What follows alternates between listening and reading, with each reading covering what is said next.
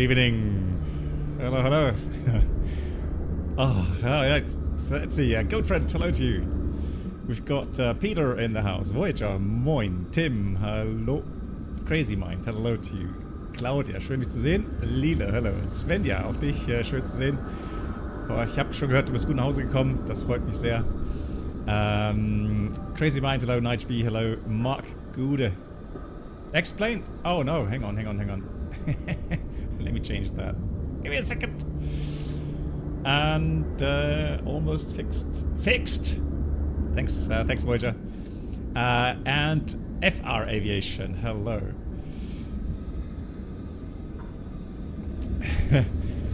Yeah, so yesterday I had a VIP visitor.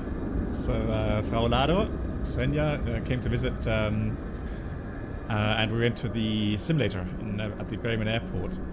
So it's a real A320 flight deck or cockpit from Air France. The only thing that changed since the last time I was there with my good friends Mark and Ted, the autopilot panel was somewhat broken. You could still change the heading, but it was like jumping around a bit. The speed bug was jumping around a bit, so the lovely gentleman that helped us there to set up everything, he said that they need to get some new spare parts, but it's hard because I mean these were original Airbus parts, so they are thinking about maybe switching to some other producer, maybe Skalaki or something. Volker, I think we'll leave that to Svenja and Sven. So Captain 320, they are planning to do a stream sometime in the near future, I would imagine. And there we'll have Svenja on as well, so she can tell you guys, how she felt, what it felt, or how she performed. Yeah, I think she did a great job because she even though she was kind of overwhelmed a bit, she still voiced all the questions she had. So she said, hang on, what's this, or what do you mean by that? And then so we were able to explain a bit more. We were a bit hard pressed on time.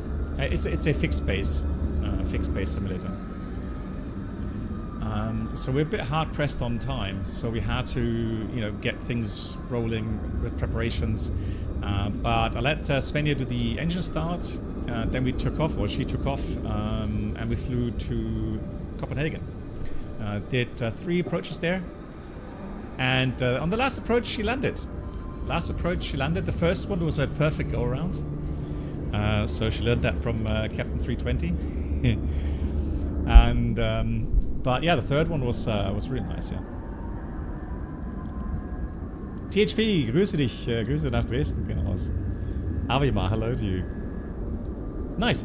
Okay, what are we doing today? Today is Boeing time, 737 time. So we are going to go and fly the PMDG 737-800 first of all. I have my 737 MCP, my 737 FMS, yoke, throttles, everything I need to fly the aircraft, and I can tell you already that I've got 2 or 3 real-world videos from Dresden Airport. Now, for my long-term viewers, you've seen them, or some of them already, I guess, in the past, but there's 2 landing videos and I have 1 takeoff video, and the big thing really is that we can have a look how well the italic scenery has been made. Exactly, finally a real plane, right? Cool. Nice. Let's hop into the flight deck real quickly. Let's see, do we have ground power? We should get ground power any minute. And then I'll tell you all about the flight itself. Gillend, yeah, probably something like that. Yeah.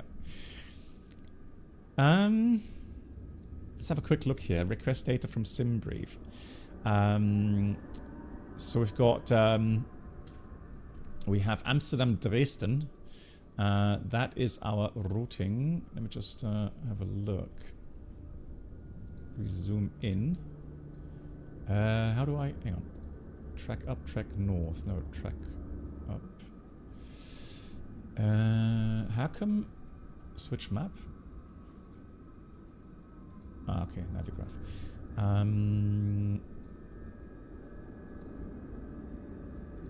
Author route track. Oh, there we go. Lock location. No. So we're going to take off probably runway 24. Now the thing is, silly me, because we have now summertime in Europe. At least I managed to get 1600 UTC correct with 1800 local time. But I saw 1700 for or 1730 UTC for Amsterdam, and I was like, oh yeah, that's perfect, right? 1830 local. No, that's 1930 local. So yeah, we're probably not going to get Amsterdam radar on in time, which is a shame. And then the second flight, what I would like to do today, guys, is on a second flight, I'd like to go from Bogota to Pasto Antonio. Oops. Uh-oh. Some hardware disconnected. Let's hope it wasn't a peripheral here. So we've got the 737 iFly, the 737 MAX on the second flight. And from Bogota to Pasto Antonio. Should be a beautiful approach there. It's, yeah, we'll look at the weather in a minute. It is definitely quite a horrible weather day today. Typical April, if you like. I mean, let's have a quick look here at the charts. So, a bit stormy up in the Shetland Islands. Yeah, nothing too major here, but weather radar. That's the thing. So we do have some weather cells. Here's Amsterdam. Not too bad here, but yeah, Leipzig, here's Dresden. So right now, it's actually got some heavy rain there. Where's it moving to? Yeah, so it's moving south eastbound. Yeah, so that should be through, but there could be some more potential thunderstorms later. Yeah, we'll see. We'll see how it goes. Well, I mean, like, you know what I mean. It's not technically April just yet, but I mean, the weather is like April weather. Good. Let's have a quick look at the flight plans. So we're flying Transavia 737-800, Transavia 71 uniform. About 60 tons zero fuel weight, which is quite high. Flight time about an hour. 1 hour, and then the alternate is Praha. Yeah, probably not a big deal in Microsoft. Yeah, probably. We'll see. But I mean, it would be nice. I'm not sure. Does the PMDG have a weather radar system that works? Can't remember. I think the iFly has, but I'm not sure about the PMDG. Jens, hello to you. But at least here on the PMDG, I have the Boris sound pack, so that should be nice. Yeah, Praha is the alternate. Now, someone is asking for the programming on the secondary page, so in the B page on the A320. They were wondering about what they have to fill out there, and really the only important thing is that you adjust the alternate fuel value, which, depending on the flight plan, you'll find, you know, usually on the destination alternate information. All right. Hey, Quotenagler. It does work in PMDG. Nice. And 3642, hello to you.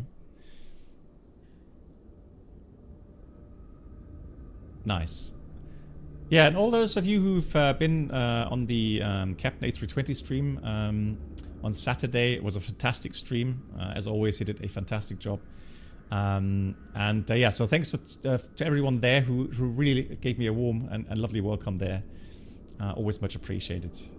And we had some good talks as well, which was nice. Good. Fuel values. So we have a trip fuel of around about 2.4 tons and 2.7 tons. Min-cont, contingency fuel 5 minutes. The alternate fuel and I have about 600 kilograms extra fuel, so 13 minutes. Thank you much, Volker. Yeah, it was my pleasure. I always love talking to Sven. And I think, you know, we do get engaged in some good conversations. Still trying to watch the stream and chat, make sure that we don't miss too many questions from chat. Yeah. Yeah, Claudia, and it was a special.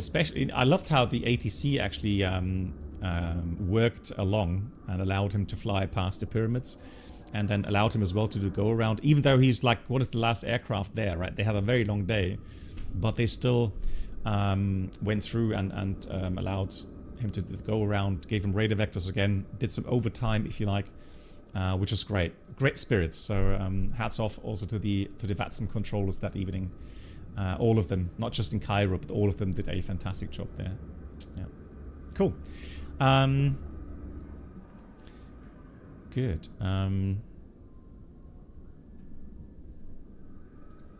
Talked about the routing. What we will do in a minute.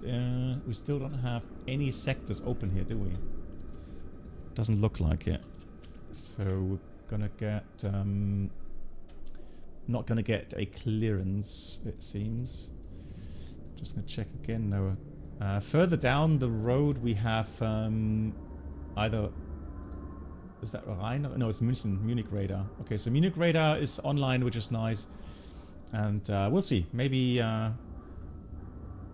least we'll get radar vectors down to Dresden and then the approach. I don't think we're going to get a visual approach today. I don't think the weather will be good enough for visual approach. But Dresden Airport is one of those airports where you can do visual approaches, but you would have to read through the special notification or the special notes in the approach documents or the airport documents, because I'm not sure if it actually has written there with the visual approaches.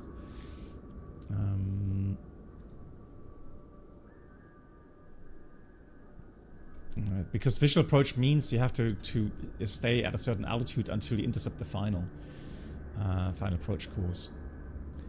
But we shall see.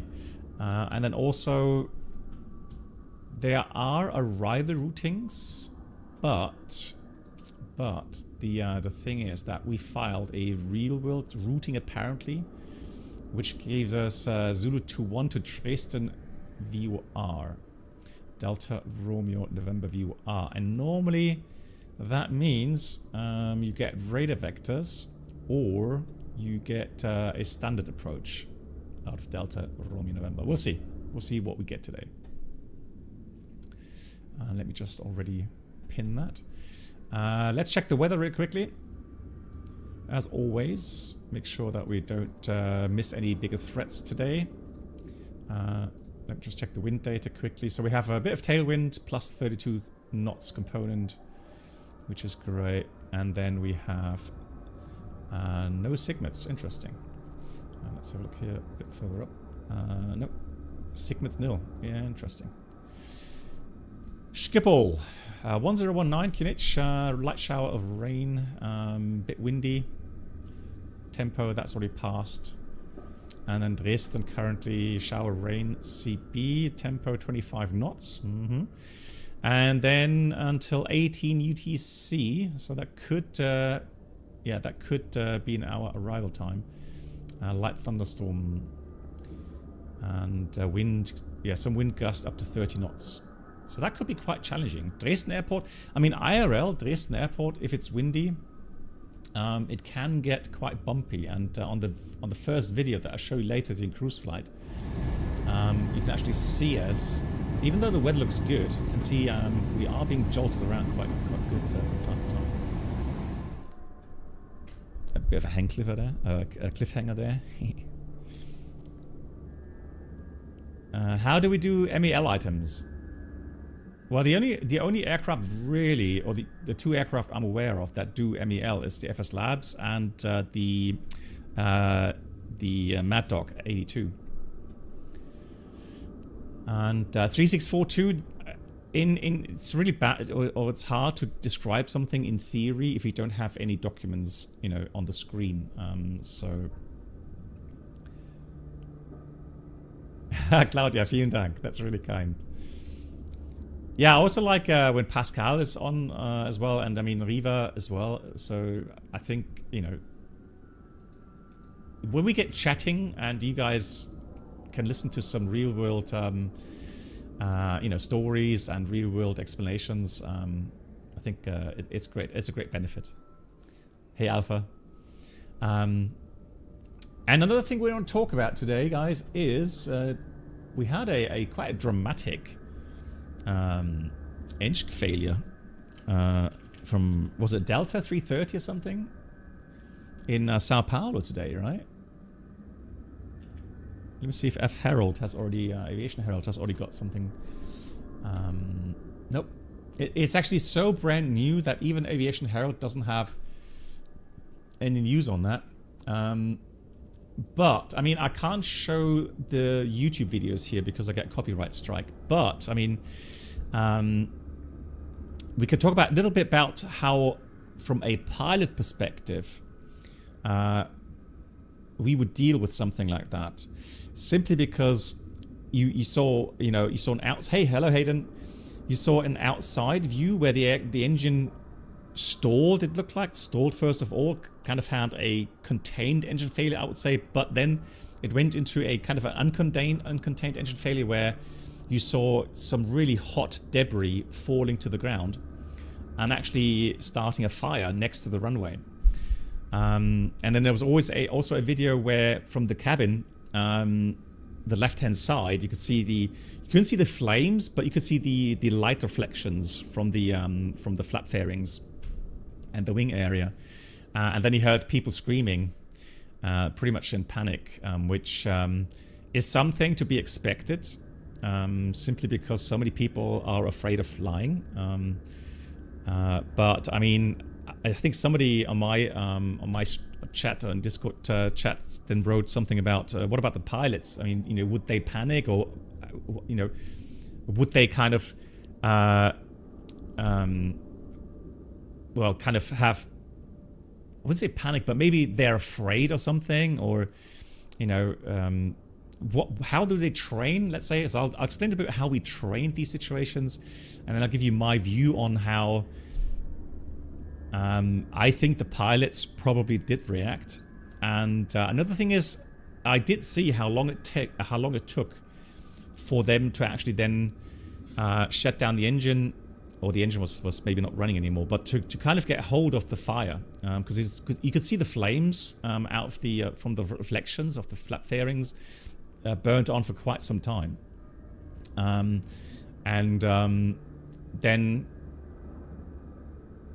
I mean, we're not going to go into the speculation of how long and why, but I mean, I can tell you that the indications you would normally have in the flight deck potentially, or maybe you're not having the you know, fire indications, and I'll explain a bit why. It could be that they had or they had not seen any fire indications in the flight deck. Good. Anyways, let's keep rolling here. So we've done that, and. Oh yeah, alternate airport. That's the only thing I'm still missing. So Dresden airport is a bit meh with the weather. And then we've got Praha as our alternate airport. And, ooh, rain snow showers. Seriously. Yuck. 5 degrees currently. Yeah. Could be a bit windier. We will monitor that. I mean, in the end, we could potentially change the alternate to Leipzig or even Berlin en route if we need to, but we'll monitor that. Keep that in the back of our minds. Praha may have some threats later on that we may need to mitigate, but for now we'll take that. Good. And with that, it seems like we've got at least, oh, we have the tower online now. Fantastic. Cool. No. I was hoping for runway 24 for departure, because the wind is 280. No, it's between 280 and 350. It's 36 left. The Polderbahn. Well, you know what that means. It's going to be a taxi simulator today. Alright. First things first. Let's switch on the battery as always. And then I guess we would have to get... let's get ground stuff here. Let's go here. Ground operations. Let's request the ground power. Let's have a look. So these, yeah, so we've got the 2 left open. We have the cargo and forward, aft, and equipment hatch. Equipment hatch? Why do we have equipment hatch open? Hang on. Does that make sense? No, they're not open. They're closed. Strange. Alright, let's see. Maybe if we start... let's get some power to the ship, shall we? VIP treatment. Well, no, they are online. I checked today, Voyager, so they were supposed to come online today. Oops. Yeah. That's weird. Why did it show open on the EFB, but it's actually not open? Oh, no, disregard. Yeah, I thought that would mean open, but of course it doesn't. You have to click.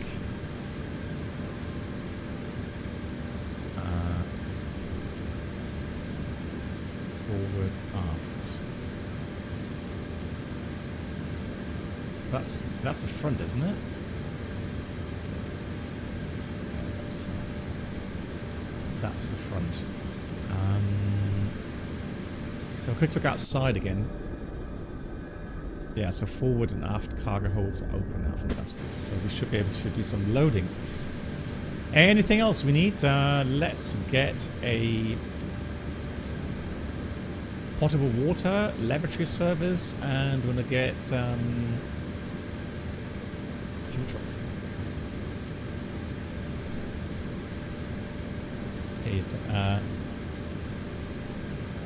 Yeah, Tim. Again, I'm not even running maximum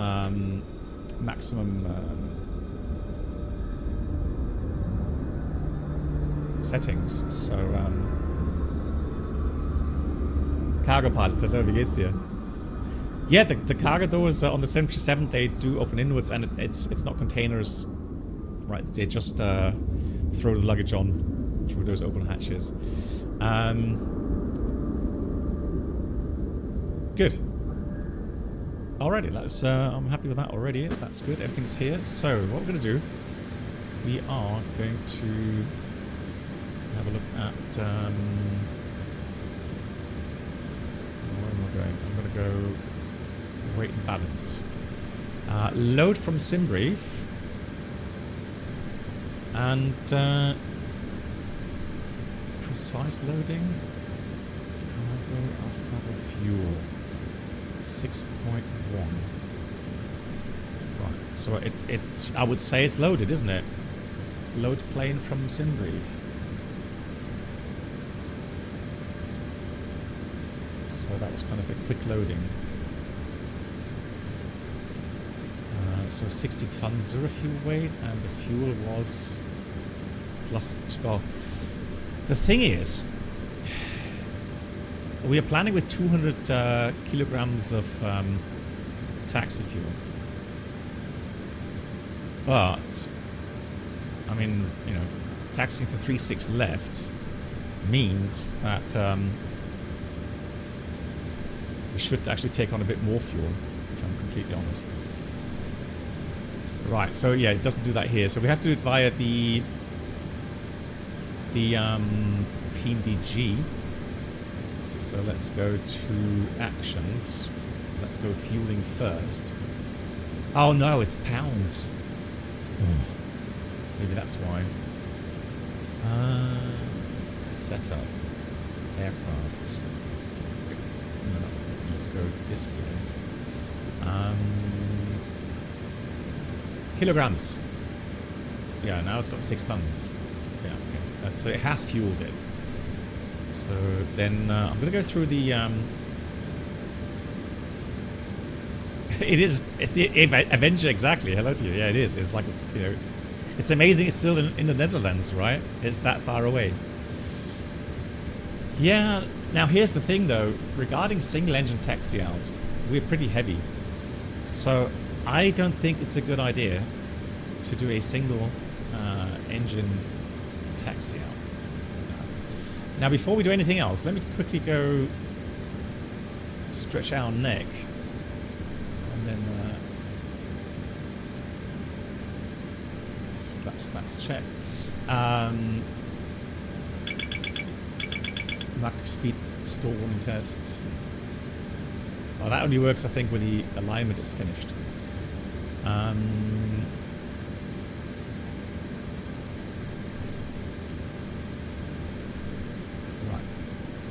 Anything else here? That looks alright. So we're going to do.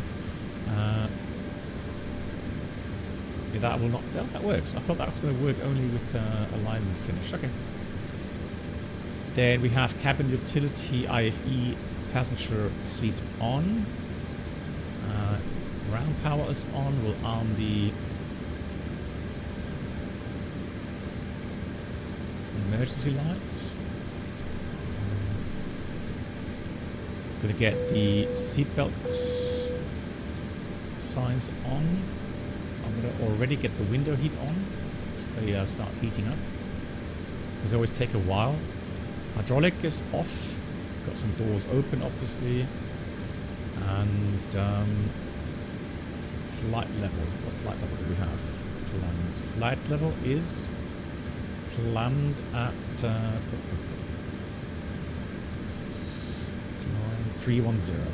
Okay, 310 it is. Yeah, the second flight goes. Yeah. So, and then we have that fantastic, interesting approach into Pasto with the valley on the left-hand side or in front of the runway. It's like a aircraft carrier landing there. Elevation in Dresden is 750. So 750 is set. 310, 750. We have nav lights on. The rest is looking good up here. Then we'll enter the position in a second. That's for the head-up display. Radar is off. The rest is on. Looking good. The transponder should be off. Test. Transponder standby. There we go. Test. Glad we didn't get a beep here. Just gonna switch that to VOR real quickly. The rest is looking good, but let's do a quick fire test. We will overheat. Fault detection is normal. Let's do an overheat detection test. Actually, that's the side left. There's squibs.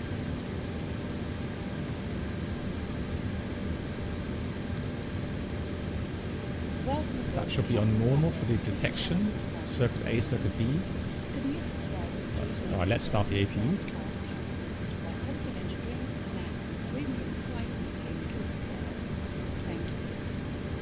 And John Tamaya, hello to you. Hello, good evening. John, I hope you're doing well. Thank you so much for the 51 months.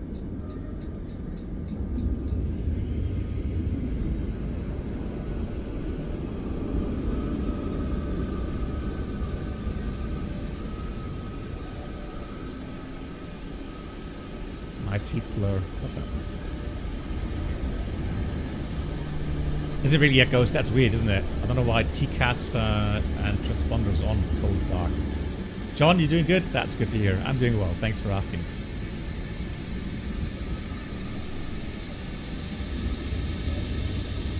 Just get my sound mixer options open here.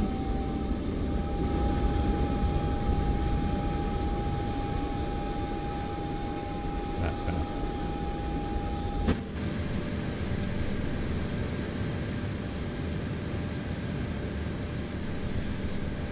Good, APU is available. Let's get the APU on.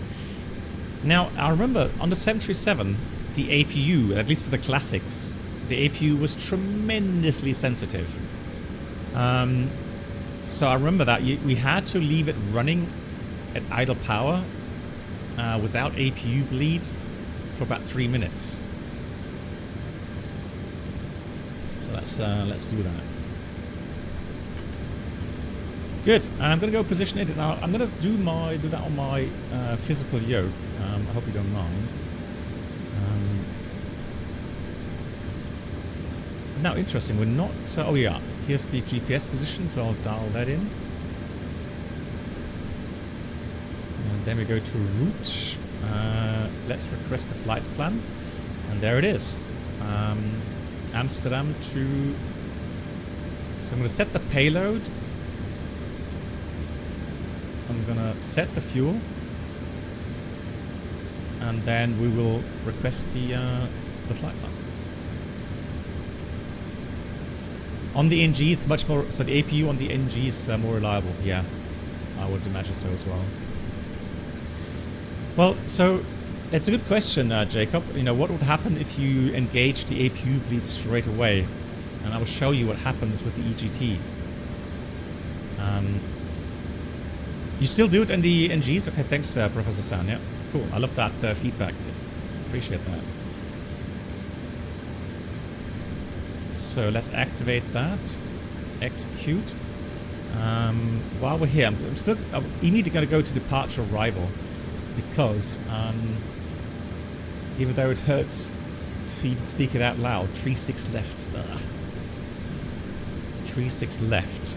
And let's bring the tablet here. You've got to be kidding me. Yeah, I know, right? Smoke and fumes, not to my knowledge. So on the classics, it had to do with the EGT coming up very strongly when you switch the APU bleed on. And then if the internal, so think of this way, an APU is like a little jet engine, right? So it has a compressor stage, it has a turbine stage. So let's say you're in winter time, it's a very cold setup, right? All the metal is very cold. You start it up, and then it runs up to idle power at 100% RPM, but there is no bigger users connected, like that. You know, I mean, the electric generator doesn't really cause the EGT to go up by much, right? But one big thing that really influences how much fuel has to be injected into the APU is if you switch on the bleed air, it extracts obviously a lot of air from the compressor, right, of the APU. So it has to really ramp up the RPM, or not ramp up the RPM, but it has to inject more fuel to keep the RPM at 100%.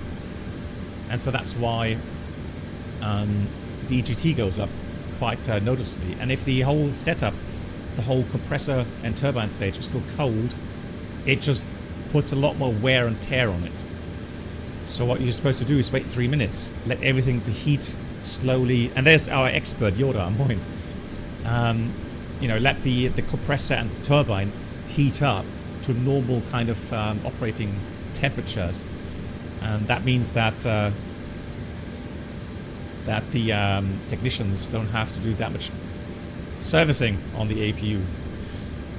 Good. So let's have a look then. Okay, so the APU bleed is still off at the moment. So look at the EGT now. If I switch on APU bleed, nothing happens at the moment because the packs are off. So let's switch on both packs. And now look. So even the PMDG simulates that. Right. Now this could go up even further. So that's why it puts a lot of stress on the APU, and so it's better to have it running for 3 minutes, have it stabilize temperatures internally, and everyone's happy. Good. Departing Arnhem. So it should be. So is it going to be the to Victor to Zulu? Check quickly what the differences is. EHAM set. So we're going to look for the overlay departures as always, if we find one, that is. Upkiss, no. So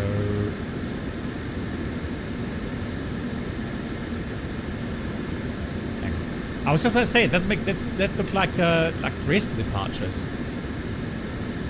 Now that looks better. So.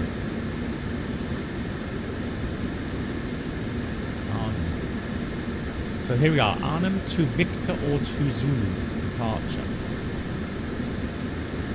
You can see that. So really the only difference really is the distance. So I would think usually we get the to Victor. Yeah, you're exactly right. To Victor departure. So let me select the to Victor. Execute. Then we're going to go back to index, arrival. It will be the ILS 22. And no arrival. It's just going to be via Delta Romeo November. We'll execute that as well. Then we can go to the plan mode. And then just quickly check the next page. So that's the departure. Just the range, just a tad. So then we go all the way to Dresden, and then we have that standard approach that we just seen on the chart from the Dresden VOR. Or it's going to be radar vectors. It should say that in notes. Okay, yeah. I would imagine that the to Zulu is probably more for the heavies that can't meet climb restrictions or something like that. That would be my guess. One thing quickly, let me get my app.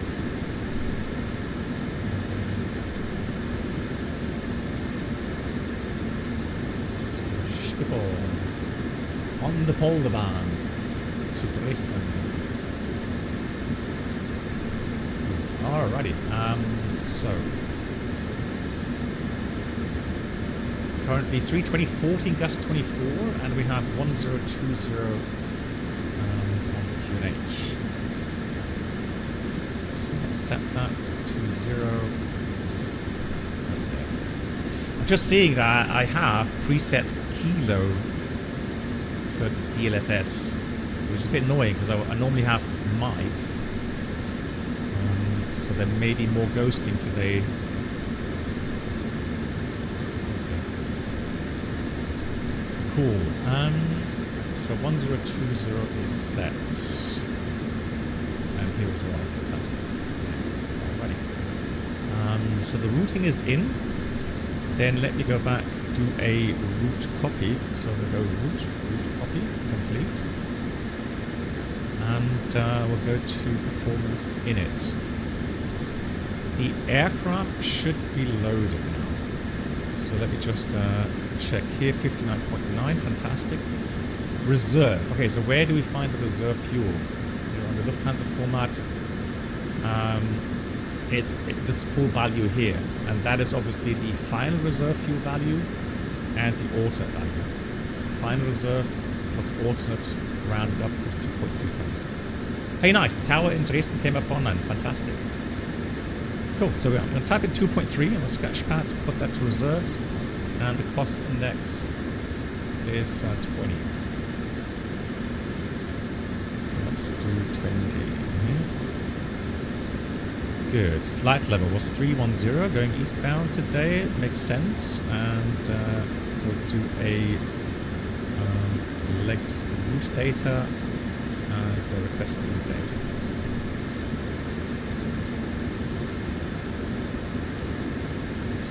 Ghost, it doesn't hurt to do the maths. It keeps your brain cells nice and fresh. Alright, so trust me, when you get older it becomes even more important. Right, loading the wind data. Execute. So let's have a look. Yeah, there we go. And then forecast winds, we go to descend forecast and load. It does not have climb winds here. Only the 787, to my knowledge, had climb winds in the Boeing aircraft. So the send winds are also included now. Fantastic. Cool. Oh, nope.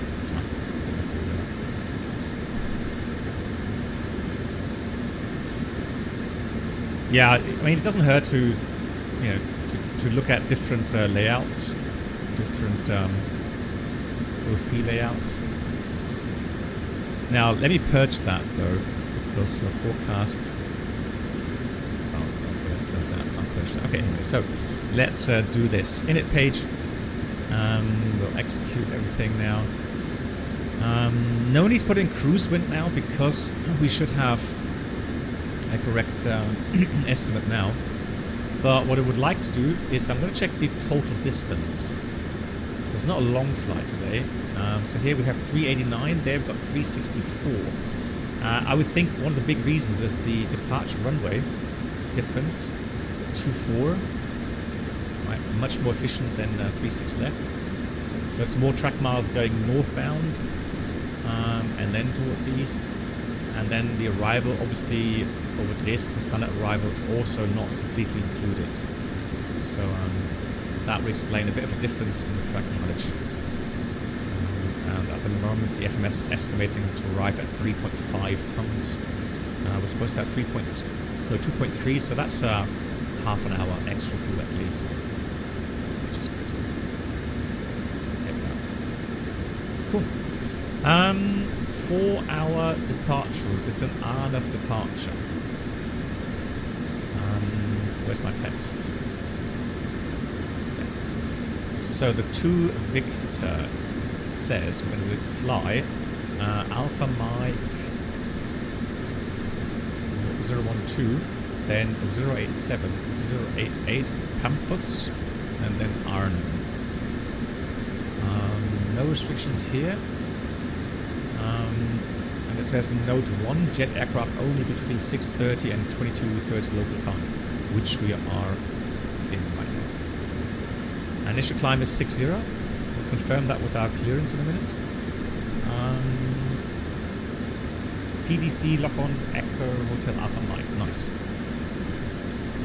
So let's have a look on the second FMS here. So let's do return.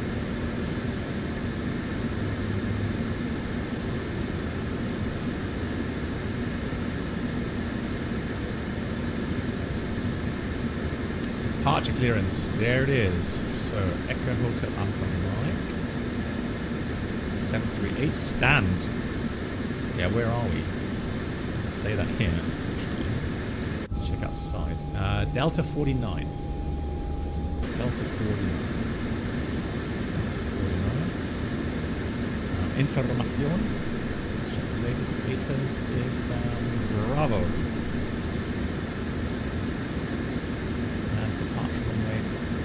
Still 36 left.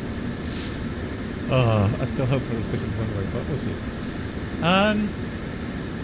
Now the thing is, there's one more thing. I can't send them off yet.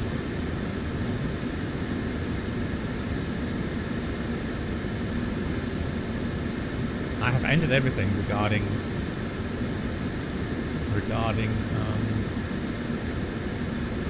Hoppy and so on.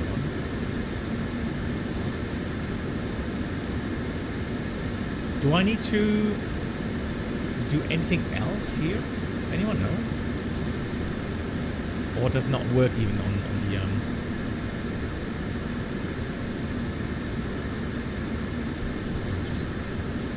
let me just check the Hoppy ID is in. Oh, hang on. Yeah. EDDC network. Yeah, that's what's missing. These safe preferences. So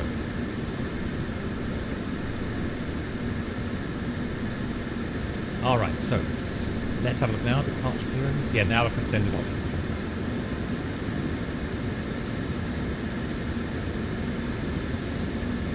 Can you ask for runway 24 departure in PDC? Jacob, we could try. I like the idea.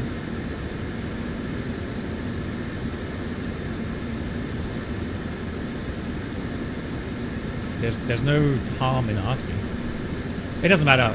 It doesn't matter with the Hoppy code. Don't worry about it.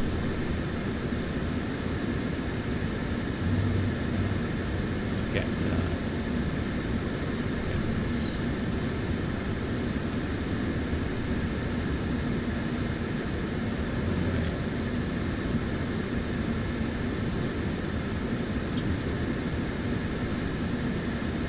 Now it all depends if the controller reads that comment.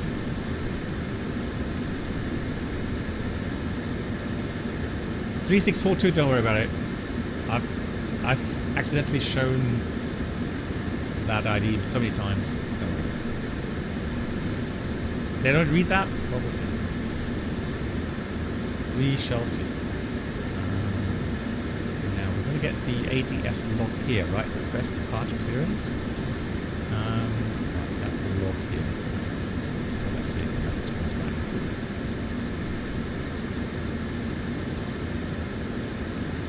Good. The pilot boy, hello. The FMS and our 737s are laid out a bit different than the PMDG, yeah. To be expected.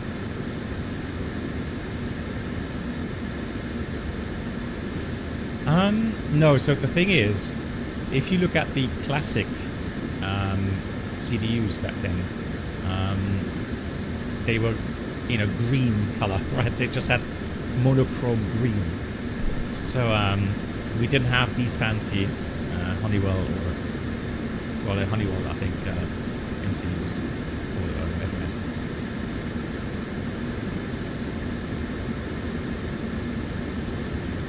And oh, Capitan, hello. So you can choose different layout, etc. Yeah, true. Yeah, you can go into menu, setup, aircraft, and then equipment, right? Yeah, look, you can switch to Honeywell, right? But I'm not sure if it's really doing anything, or only after restart or something. Oh, that's MCP. Disregard. That's MCP. France 2.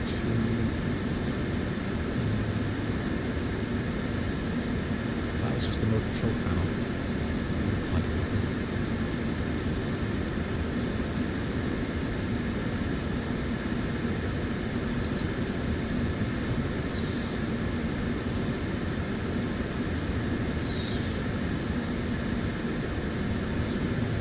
Displays. Oh, in the fans. Okay, so you have to choose fans to be. Ah, okay. So all it does, it changes a couple of those keys. But the thing is, I've got to make sure that it has the same keys as my hardware MCU, which is this one. Yeah, so I'm going to use that. I'm going to use fans 1. Yeah, the new Dresden by Italic. Yeah. Yeah, I'll use that one. Good. Let's see, I'm not getting any clearance just now. Delivery 2198.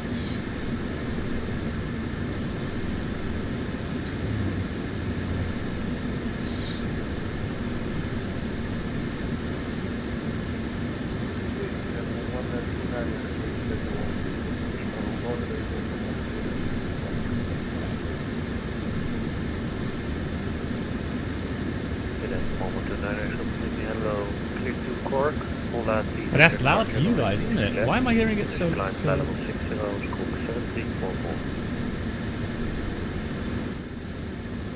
Hard to hear that. Kilo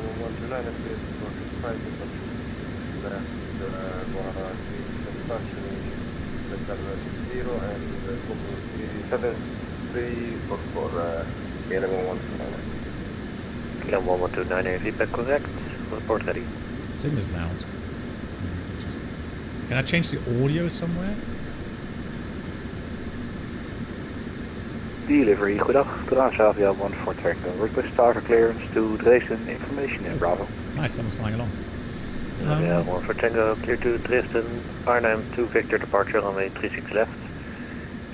Initial climb, flight level 60, squawk 0152. Arnhem 2 Victor departure runway 36 left. Initial climb, flight level 60, squawk 0152. Transavia 1 for Tango. Transavia 1 for Tango, feedback correct. Report ready. No, so it tells me on the station, so if I look at the ATIS information, or the control information, PDC lock on is Echo Hotel Alpha Mike, so that should have been it. It's starting to rain now.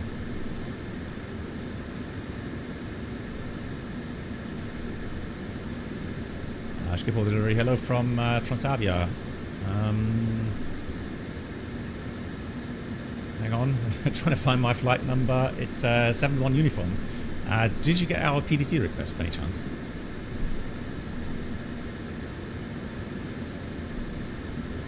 Oh, it didn't go through. Triple delivery, good afternoon. Would like to request an IR4 close to Hill 60. There, to Echo Golf, triple delivery, hello. Clear to destination, Spijkerboer for Victor departure, runway 36. Hang on, I've got to set my push to talk again. So I need to log off until I have that set. There we go, now I've got it. So don't spam the frequency. Fine. There, to Echo Golf, feedback correct, report ready. Look all veel naar to Echo Golf. Triple delivery. Hello from Transavia 71 uniform. Did you get our PDC by any chance? Transavia 71 uniform negative, I just logged on. If you resend it, I can send you PDC or I can do via voice. I will try via PDC initially. Standing by. So let's do that. Delta 49. Bravo. And then we'll ask you any chance. I just want to see if it works.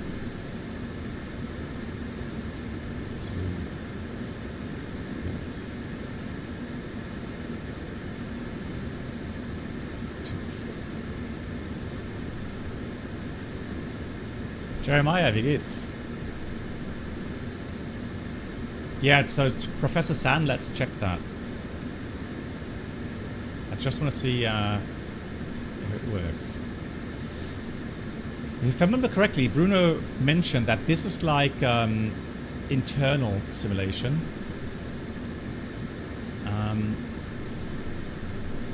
Yeah, no message found. Okay.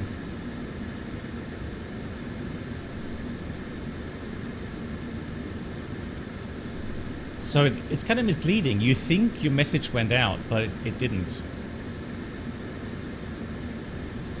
I'm just going to check again on my my settings page, just to make sure that I have set that to Hoppy. It could be that it will need a restart, which I'm not going to do. But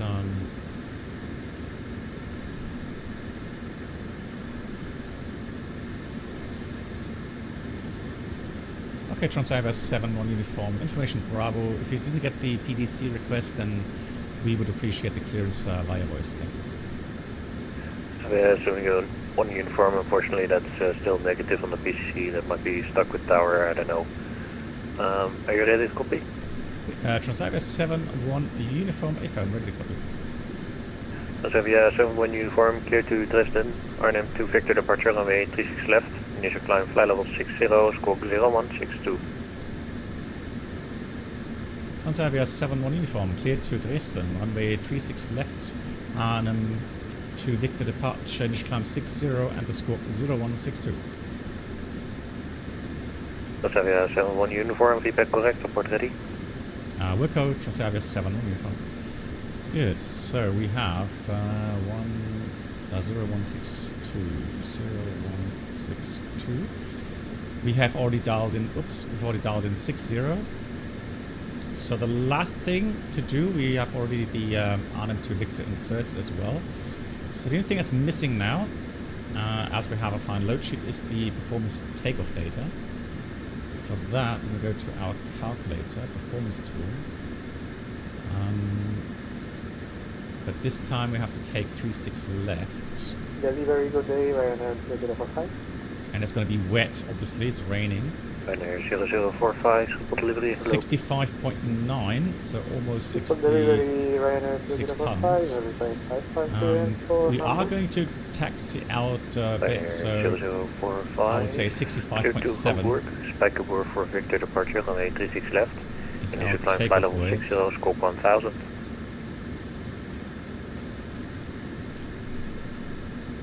And then we have aircon on.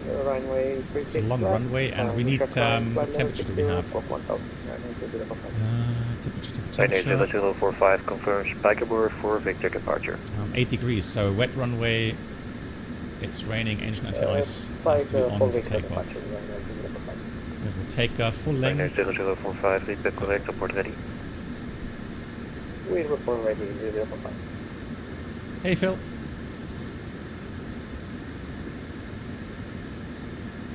Yeah, Winky, I don't think so. I guess it's going to be server costs and so on. So I don't think we'll see that. Good. we can't transfer that. So it's telling me TO2, D rate, 20% less power. It's going to be flaps 5, and we have FedEx 2510. selected 61. Climb 2 selected, flaps 5, and CG 24.2, so trim is going to be 5.3. And the speeds is a bit different to what we have in the FMS. So 132, wet runway. We are as 138. And V2 is 139. Just going to check again that we have the same values. 36 left. FedEx 2510 for delivery. Alright, engine anti-ice on. Let's see.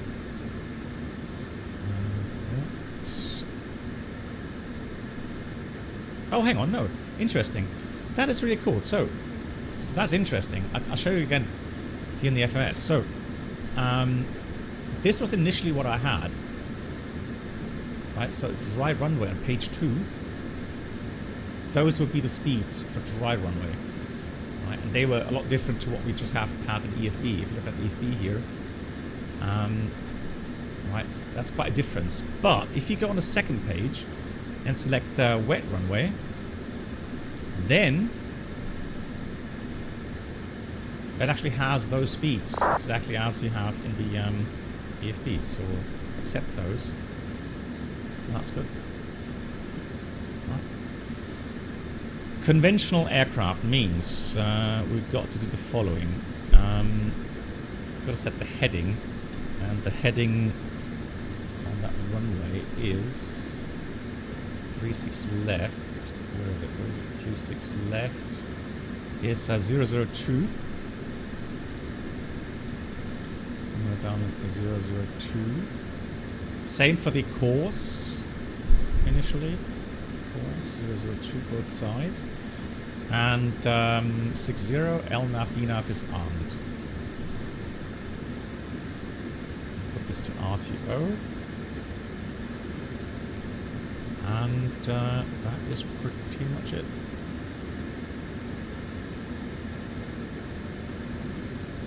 Yeah. I mean, you know, if an aircraft has its own performance add-on, then delivery. Hello. You might as well use it. Yeah, change the heading 002. Thank you. FedEx 2510, Schiphol delivery. Hello. I can give you PDC, sir, but first off, you file flight level 200. However, all flights leaving Dutch airspace through Woody need to have an odd flight level. Can you accept 190 or 210? 190, perfect, and PDC, please. Good, so we have APU FedEx 2510, Water, I will admit your flight plan to flight level 190 for cruise, so and I will get your PDC shortly. Put ground vehicles, release all of those vehicles there, then we go to door management. I'm going to close all doors.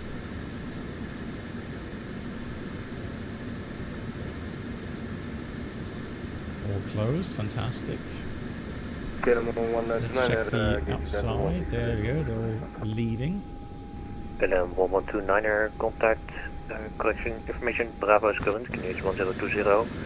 Contact and Tower we will read the first checklist. 230. Bye-bye. Although I have to do the briefing first of all, because we haven't really done the full briefing just yet. So flying a 737-800. LM 1129er, there will be Schiphol Tower on 119er.230. Just a tad here. Not sure if that works. 119er.230. Good. So we are going to have a long taxi out today. Runway 36 left. We didn't ask for 24, but I'm just for the fun of it today, guys. We'll take 36 left. I mean, in the end, it's a good demonstration. Because then people say, "Ah, VIP bonus." Delivery. Good evening. No one else is getting the a shortcut. Exactly, that's the spirit. Super. Good. So taxi out. Information pass correct. Clear to. As we just mentioned. Have you filed for Heathrow? You said Paris. No, I said Heathrow, CF443. Roger, apologies, that's my bad then. Speaker 443, clear So to Heathrow. we are right here. Vola 3 Victor departure, runway 36 left. Initial climb That's flight the level aircraft. 60, squawk 6276. It depends if we have to taxi counterclockwise or clockwise. But if you're wondering about standard taxi routings, the best thing to do is go to parking stands and zoom in a Speaker bit, 443, Z back correct, report ready. and then it will tell you direction. So outbound, if you go counterclockwise, it will be Bravo. If we go clockwise, it's going to be Alpha. So initially Bravo or Alpha will see. Hello. Clear to Copenhagen. We're going to taxi according to the Initial climb flight level 60, squawk 3172. the clearance. And then usually we cross at Whiskey 5. So Whiskey 5, Whiskey 1 3, then Victor, and Victor 4, full length, 36 left. So the hotspot will be the runway crossing here at Whiskey 5 for 36 center.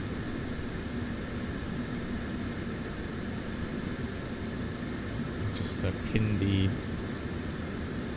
parking chart here as well. So many charts. Cool. Good. Then we've been given the Arnhem to Victor departure, which I think we already pinned. Yeah.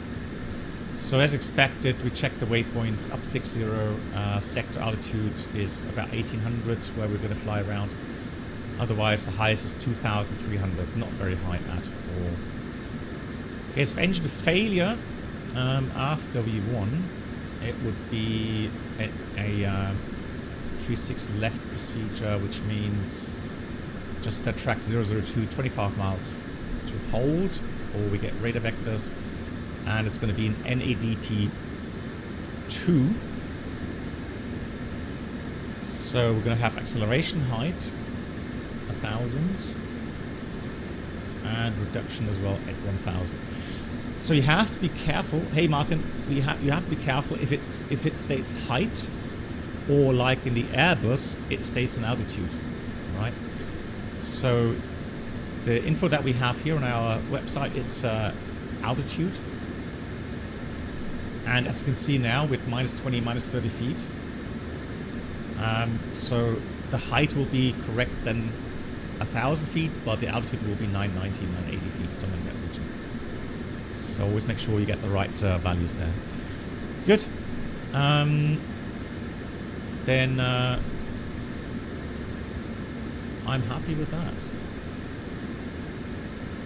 Unless you guys can think of anything else regarding threats.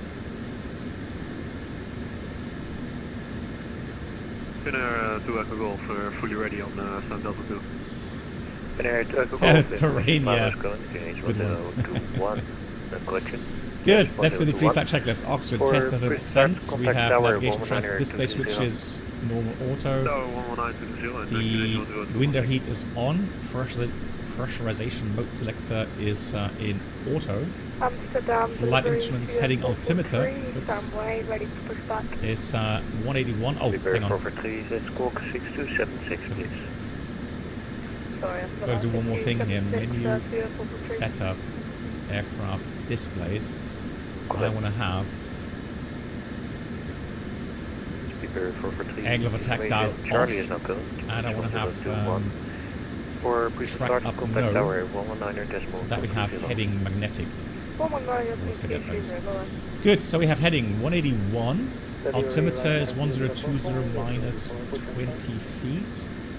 Which is still... No, it's 1021. For pushing start, contact tower 119.2 feet. So finish now 1021 at minus 10 feet set. Parking brake is set. Engine start levers cut off. And that's the pre-flight checklist completed. Then let's get rid of the ground power. Let's get rid of the ground power. Ground connections, ground power release. Disconnecting, fantastic. Oh, and also the chocks, right? Yeah, remove the chocks. Parking brake is set. Shocks are removed, fantastic. And Transavia 7-1 uniform, stand Delta 49, we're now fully ready. Transavia 7-1 uniform, information Charlie is going, KNH 1021. Push and start, contact tower 119.230. Okay, KNH 1021, information Charlie, contact tower 19230 for pushback. Thank you, and bye-bye from Transavia 7-1 uniform. 21923. Hey, Josh. Yeah, I know, but I mean, people that have been following before, I know what the one engine out virtual airline is. Right. Good. Let me do the items first, so that we can. Delta 1549, Schiphol Tower. Do that. Runway 36 left, cleared for takeoff. The wind is 330 degrees, 15 knots. That's good. Let's get the transponder on. KLM 89 Hotel. Transponders on. Stand up and wait. Runway 36 left. And then we'll get GSX. KLM 57 Yankee in sequence. Stand up and wait. Oh, Ghost. Probably.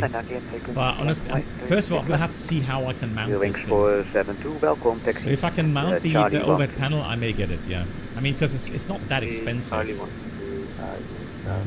I mean, if it were like 400 euros, 500 euros, then probably not, but...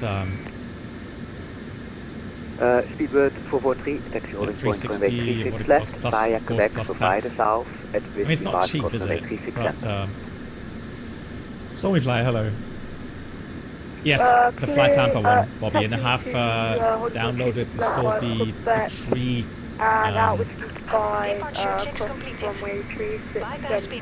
the tree correction.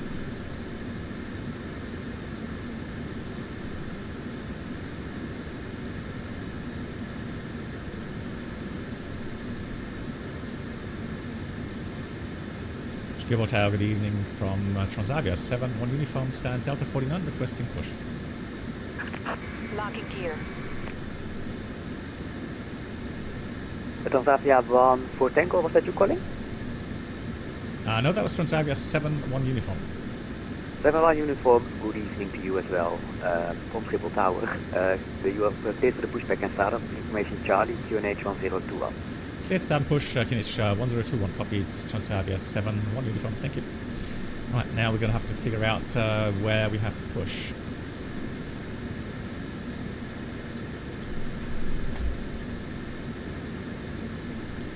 Let's do that on the map. So that looks pretty good actually. Good day, KLM. Correction, Transavia 1 for Tango, stand Bravo 35, request push and start. Transavia 1 for Tango, the pushback startup approved. Information Charlie, QNH 1021. Push start approved, Charlie 1021, KLM. Correction, Transavia 1 for Tango.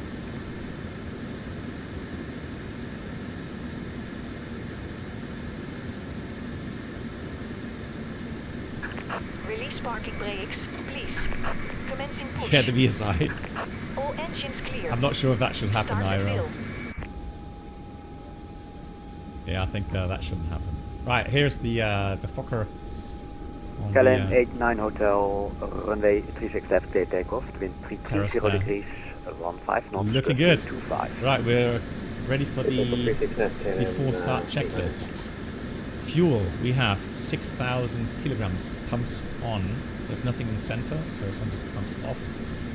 Passenger signs on. MCP V2 is 139, heading 002, altitude 6,000. V1, we have 132, VR 138, V2 139, and DU takeoff 2 with 61 assumed temperature. CD pre-flight is completed, and the rudder aileron trim both 0. Taxi takeoff briefing completed. Below the line, flight deck door, let's check, is closed and locked. Door lights all out. Anti-ignition light is on, and that's the before start below the line completed. Let's do the engine start. Let's start left engine first. Oh, and the paxo is off. Please set parking brakes. Make sure we have enough power. So left engine start valve open. We have N2 rotation. Waiting your confirmation for the engine start. Request pushback. Gonna wait for the 20 Amsterdam plus. 122, pushback setup approved. Here comes Information fuel. Charlie, the QNH 1021. Looking for fuel flow. Pushback is EGT. setup approved. QNH 1021, charter on board. KLM 57 Yankee, runway 36 left, clear takeoff. The wind 330 degrees, 15 knots, cresting 25. Our Ryanair 045 is right taxi. Ryanair 0045, taxi crossing point, runway 36 left, at whiskey 5, cross runway 36 center. So start valve closed. That's start engine number 2. Or the right engine, I should say. So Boeing says left and right. Eurowings 472, Not and 1 and via 2. Alpha 4 East. I mean, like, what do you expect, right? Via It's of course it's different to Airbus. Good engine starts. We have a good engine start. So going to wait for about 25%. Clear.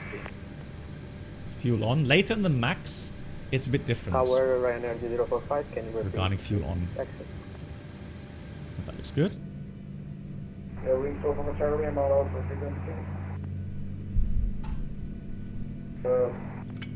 Lufthansa 1549.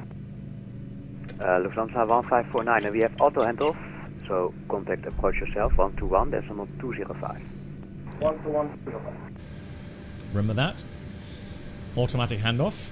Tower, Finnair, Good. Finnair 2 Good engine Golf, start. Let's check we're the expecting idle with, values here. We have possible request. Looking good. Stall track take your disconnected. request. So let's go with the after And start if you have to go for items, possible, or would before like to taxi request an, items. taxi, Left is defeat clear, left by right Alpha is Quebec, clear. Alpha Zulu Victor if Then we'll possible. go with APU bleed off. Left pack on. Isolation valve automatic. Right pack on. Okay, say it again, say Alpha Then we Quebec go- Alpha, and then? Continuous. APU goes off. We go recall check or clear signal is Alpha seen. Quebec, Alpha Zulu Put the Victor. flap So, lever to behind, 5. like the lower level of 36 center. And why you want to taxify that way, for my information? And then we'll do So flap we just have to draws. spare a little bit Show more. everything's moving. Yeah, otherwise we can wait here at the Alpha To the left. Alpha 8, sorry. Welcome And then aboard when we're prepared, we Blackbox's can do YouTube channel subscriber Yeah, it's experience. VATSIM. Could new subscribers And please note Yeah, Outbound well, hello to you. so- Thanks for the so- membership yeah. on YouTube. Yeah, it's up, Much it's up to you. appreciated. I don't See you mind, later. you can take a longer taxi Thank route, you. or I can have you wait there, it's no problem.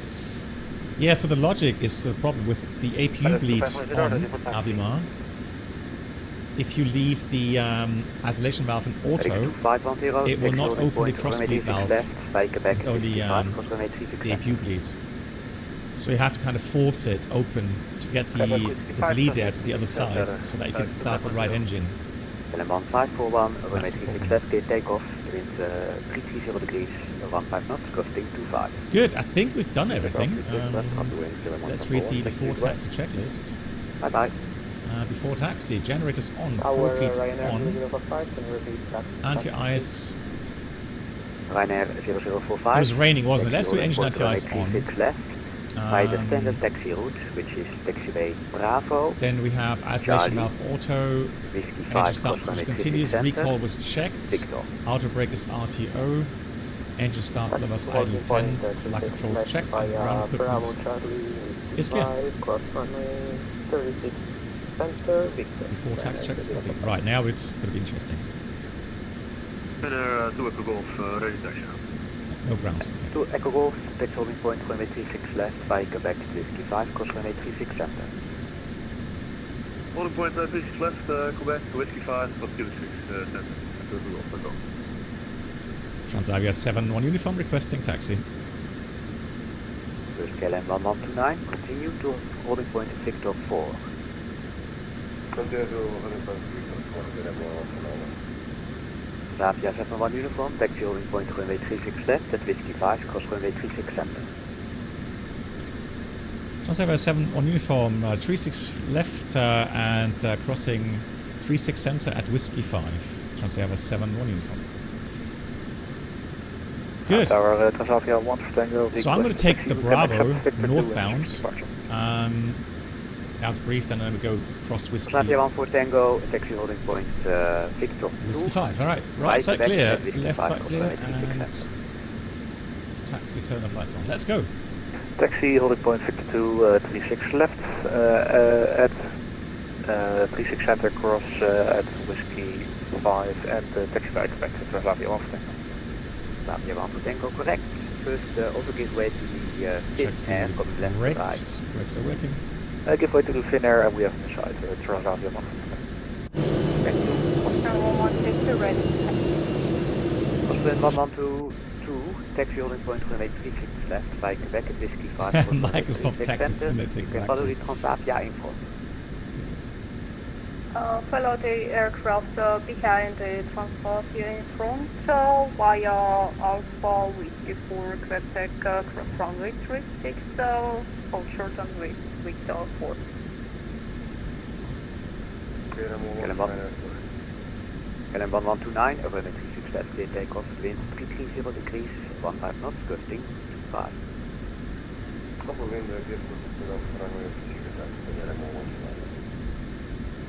Speedbird 443, taxi holding point Victor 3. Victor 3, Speedbird 443. Rui, hello, yes, of course, go ahead. Austrian Tower, good evening. Austrian 7485, request push and start. Austrian Tower, what? Austrian 7485, the pushback startup approved, information Charlie, Sure, he just said. Push and start approved, Austrian 7485. Yeah, you've got plenty of time, that's correct. This is one thing that's really annoying here in the PMDG. It sometimes takes ages for the pages to change.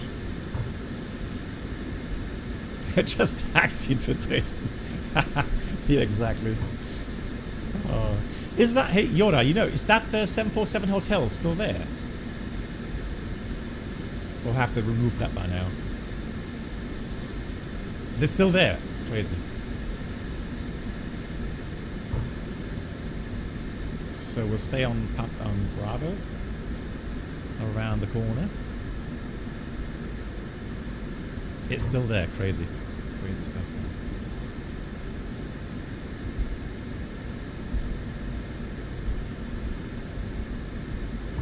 Speedbird 443, line up runway 36 left.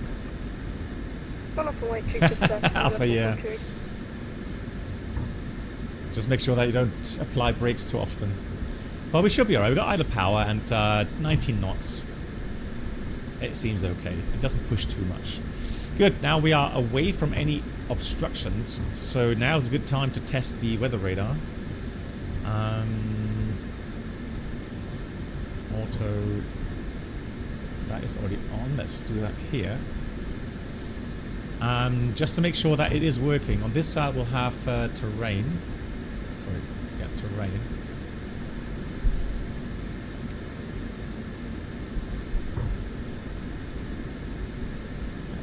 No, that's alright. We're not accelerating. 18 knots is still good. Geralda says, yes, moved by my company. Okay. Okay, so Rui asked, what do you use to control the steering button? Rui, can I show you that in the climb out? Because there's a nice trick. I can show you after we pass 10,000 feet. that's going to be a nice kind of demonstration of when you potentially would use control with steering. So CWS stands for control wheel steering. But it's easier to demonstrate when we're actually using it. KLM 994, hello, goedenavond. Pushback status push approved.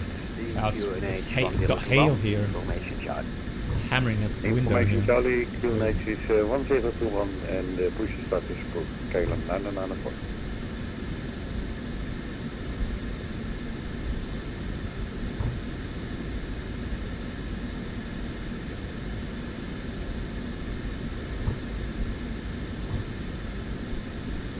FedEx 2510, to Victor 4.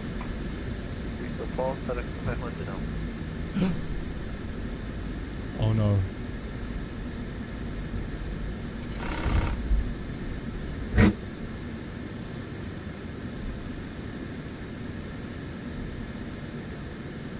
Oh no.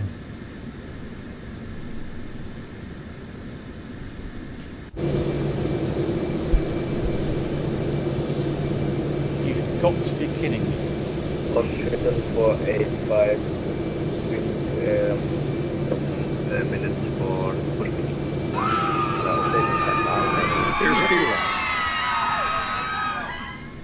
What? What's the matter, guys? I'm not sure what you guys on about. Just keep calm. Keep calm and, carry on, right? You guys are so dramatic sometimes. Like, seriously. But I appreciate the warning. I thought, what are they on about? I kept thinking, what bridge collapse? Right? I mean... Ladies and gentlemen, good, now we've got to go right on Charlie the Captain Black Box before we get to new subscribers Whiskey 5. Now, that Transavia is supposed to follow me, I hope. Transavia 1 for Tango, give way to company from the right. There we go. Give way to company from right, from the right, KLM, correction to Alright, gotta go right here. And Ronnie, hello to you. Thank you so much, Ronnie, for the 2 months. Lächeln und weiter geht's. Oder lächeln und winken, yeah. Exactly that. That's how we do it. Yeah, hello. Mickey, hello to you. Wrong turn, sir. You were instructed to taxi via Whiskey 5. Charity Aviation, thank you so much, really kind. Oh, there's other really nice streams as well. Thank you so much for the flowers. November Mike, hey, good evening. But, I mean, I'm glad. So the only worry I had was that the aircraft would have some sort of crash detection and that Microsoft would stop it, but all good. So here's Whiskey 5. We are already cleared to cross 36 Center. The tower did say that. Cross 36 Center at Whiskey 5. So we don't have to ask again, but what we will do is we will check for any traffic. So right side I can already see it's clear. For all stations looking for pushback or taxi, contact and this side is clear as well. Fantastic. So we're good to cross. No need for strobe lights. LNAV is off. Thank you. 45 on 36 left, cleared for takeoff. Back on again. Thank you much. Appreciate that. Gusting 25. Bye-bye. Alrighty. The rest looks good. Let's read the next checklist. FedEx 2510, level 8, 36 left. So before takeoff checklist, flaps 5 green light. Stabilizer trim 5.3 units. 5.3 units set, and that's the before takeoff checklist. No, you're joking. There's the bridge? No. Is it? Joey? Where? Oh, this one here?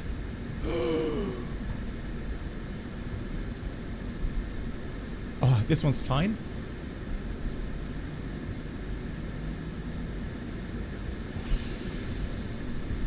I was just about to press the snoo button. Transavia 1 for takeoff, give way to Austrian from the left. Yeah, Transavia 1 giving way to Austrian from the left. Ja, sorry, onze schat, de sequence echt flink door de war. Oh, love it. Polletje Ah. misschien. Helaas. Good. Alrighty. So what frequency do we have? Airspeed alive. What? Jesus. We're not that fast. 26 knot ground speed.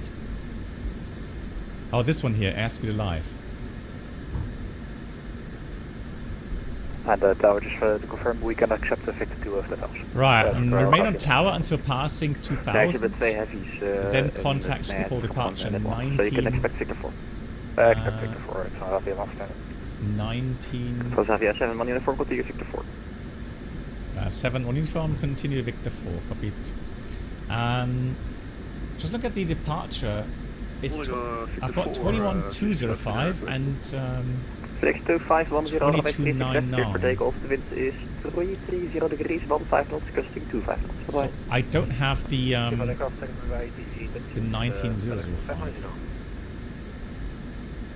It is windy, yeah. 19. Yeah, so I'm gonna dial in 121-205 because that's the only one I think would make sense. Can you take a golf on FOA 36? On a boy, 36 left, cool. Amsterdam 1 to continue Victor 4. Amsterdam 1 to go, copy Victor 4. Affirm.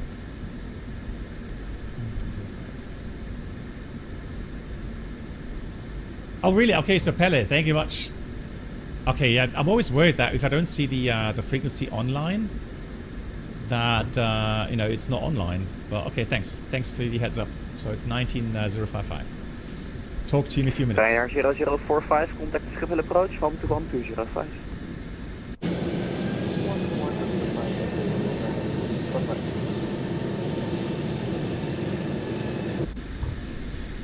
Sure, the traffic behind me is going like, Golf 36 left, clear takeoff, Transavia, always so slow. Tremonia, wie geht's dir? Schön, dich zu sehen. Mr. Perfecto, yeah, I mean, he wasn't wrong. The airspeed was moving. So, because of that strong headwind that we have. Good, we continue full length, Victor 4 as briefed. The tax checklist completed, takeoff checklist completed as well.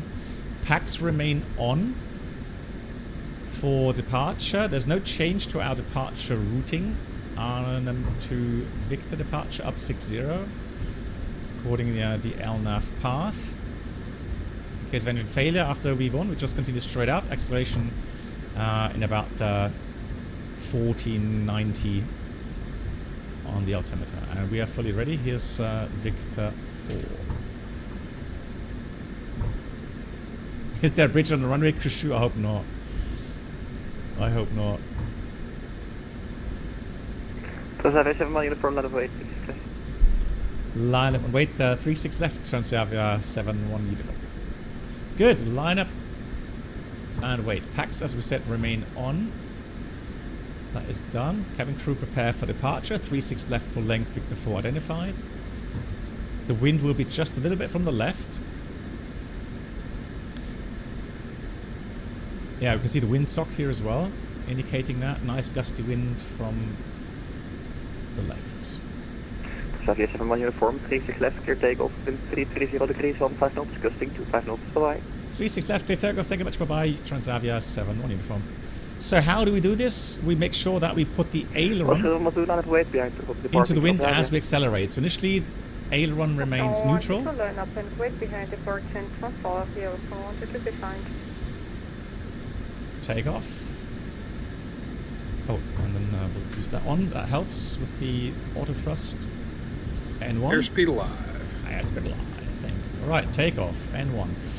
Now that we accelerate, we increase the aileron inputs, is checked, so that we kind of coordinate the yaw indication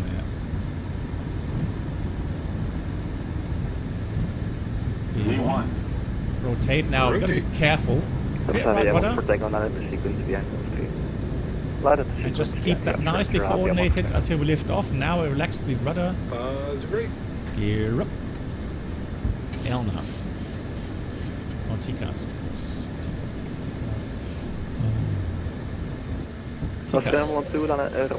left, clear takeoff, wind 330 degrees, 15 knots. Threshold LNAV, VNAV speed. Also 122, wind copy, clear for takeoff. Okay, bye-bye. Cheers.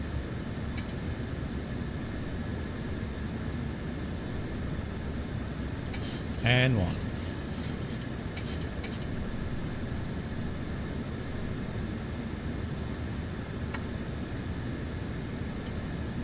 So landing 11 neutral, or off, and autobrake off as well.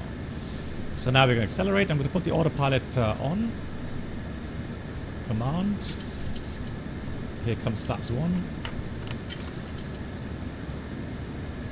2,000 feet. Schiphol departure, good afternoon from Transavia 71 uniform, 2,200 climbing 60. Flaps up. Transavia 71 uniform, hello. Climb to level 130. Climb flight level 130, Transavia 71 uniform. 13,000 set. Flaps coming up. Flaps are up. Dinner to Echo Golf, Amsterdam 134375. To 134. Good. We've got flaps up, gear is up, all lights out. Cabin looking good. Everything looks good from here. Fantastic. Happy to continue. Right. Okay. Let's look at some of the scenery here at Amsterdam. Beautiful.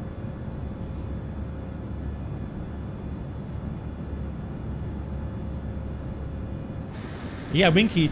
I'll show that when we pass 10,000. Tremonia TCAS, hang on, TCAS should be on, hold on. Oh yeah, here. Oh, you're right, now it's on. Thank you. We have transition. Standard is set. This side, traffic. This one. Now you guys are happy, right?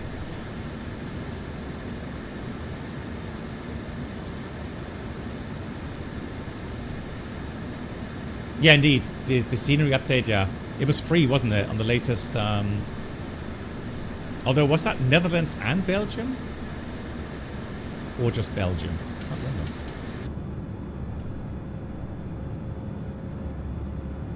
It's both. Okay. Both, thank you much. All right, yeah, cool. Yeah, it looks very good. I agree.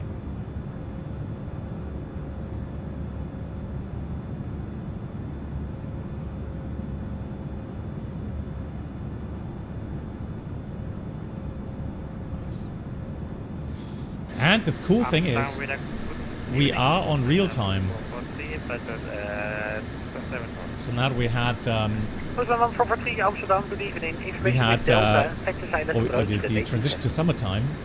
It's cool.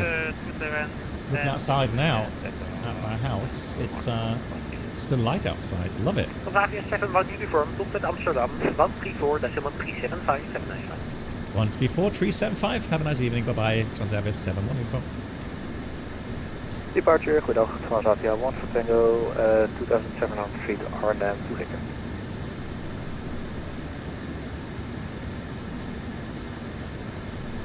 So they have PDC later on. That's right. I mean.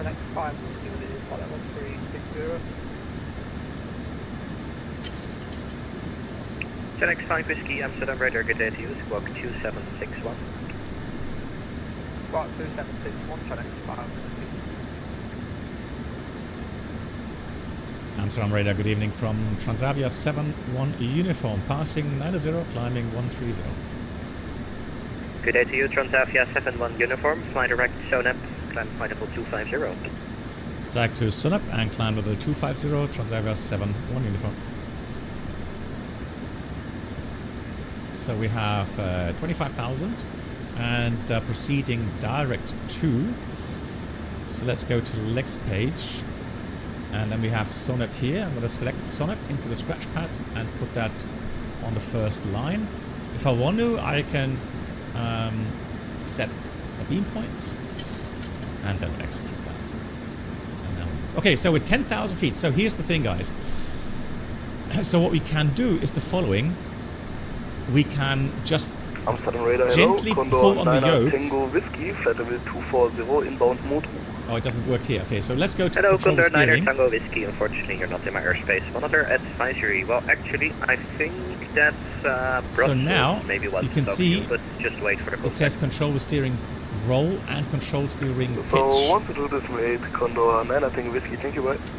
So Ryanair 0045, contact Maastricht 136.465. So think of it this way. The autopilot is still engaged. However, even though the autopilot is showing you the flight directives where it should be going, the autopilot will not follow the flight directives anymore. And it's a bit misleading because it's telling you LNAV and VNAV speed is still active.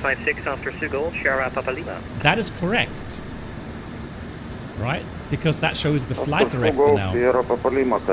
So have a look again. If I switch on the autopilot, right, it says command. Okay. So now it will follow the flight director, so the FMS commands. But if you switch to control with steering,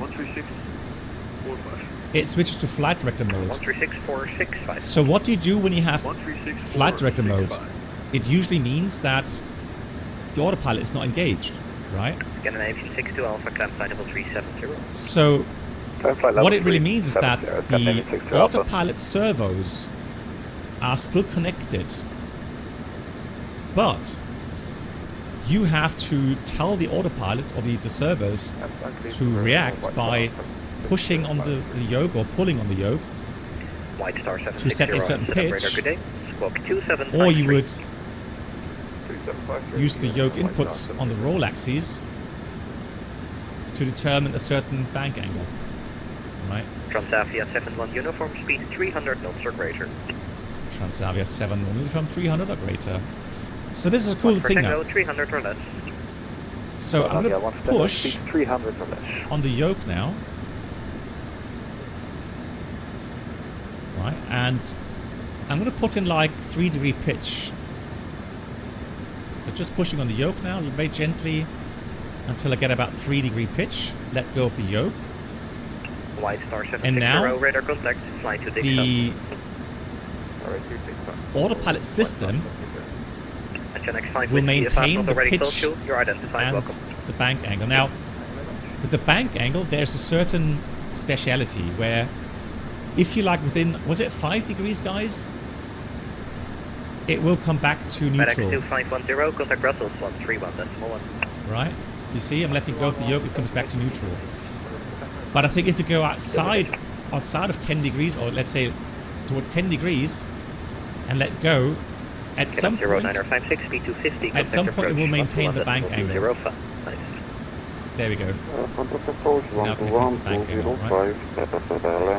Good, so you can see as well now, it ignores your commanded speed here that we have set via the FMS, and it will accelerate if the pitch is low enough.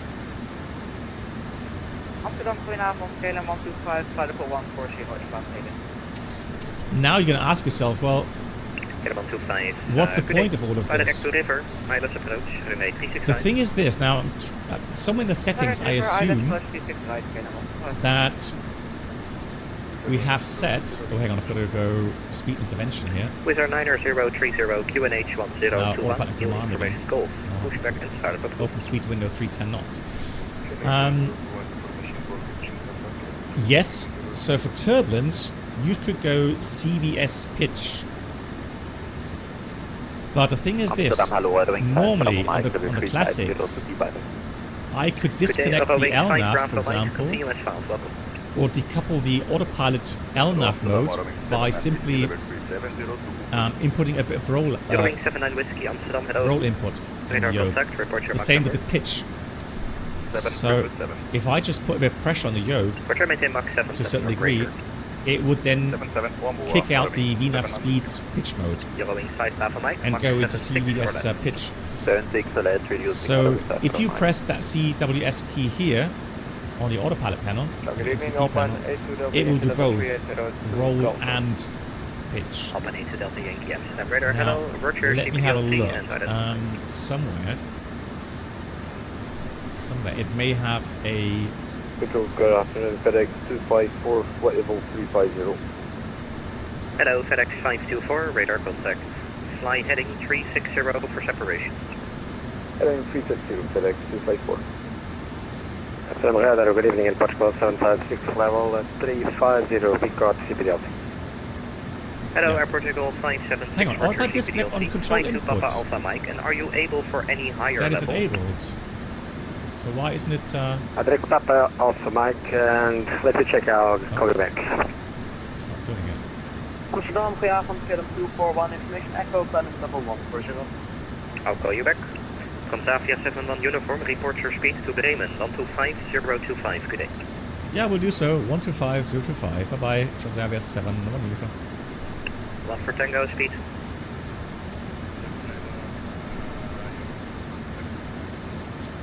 Extreme inputs. For descent? Oh, you're right.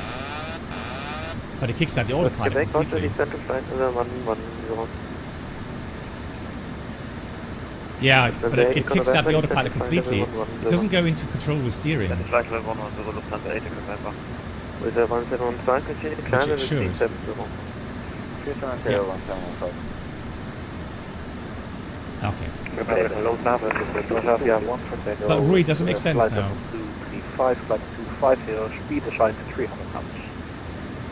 Transavia 1 for Tango. So it's like half Bremen, autopilot Mahalo, mode. identify. Okay, so it's like it keeps the pitch And Transavia 1 for Tango. and the bank climb angle 350. in CWS mode. 350, Even though the flight director still shows the normal modes that you One have. for identified, Corp 1000.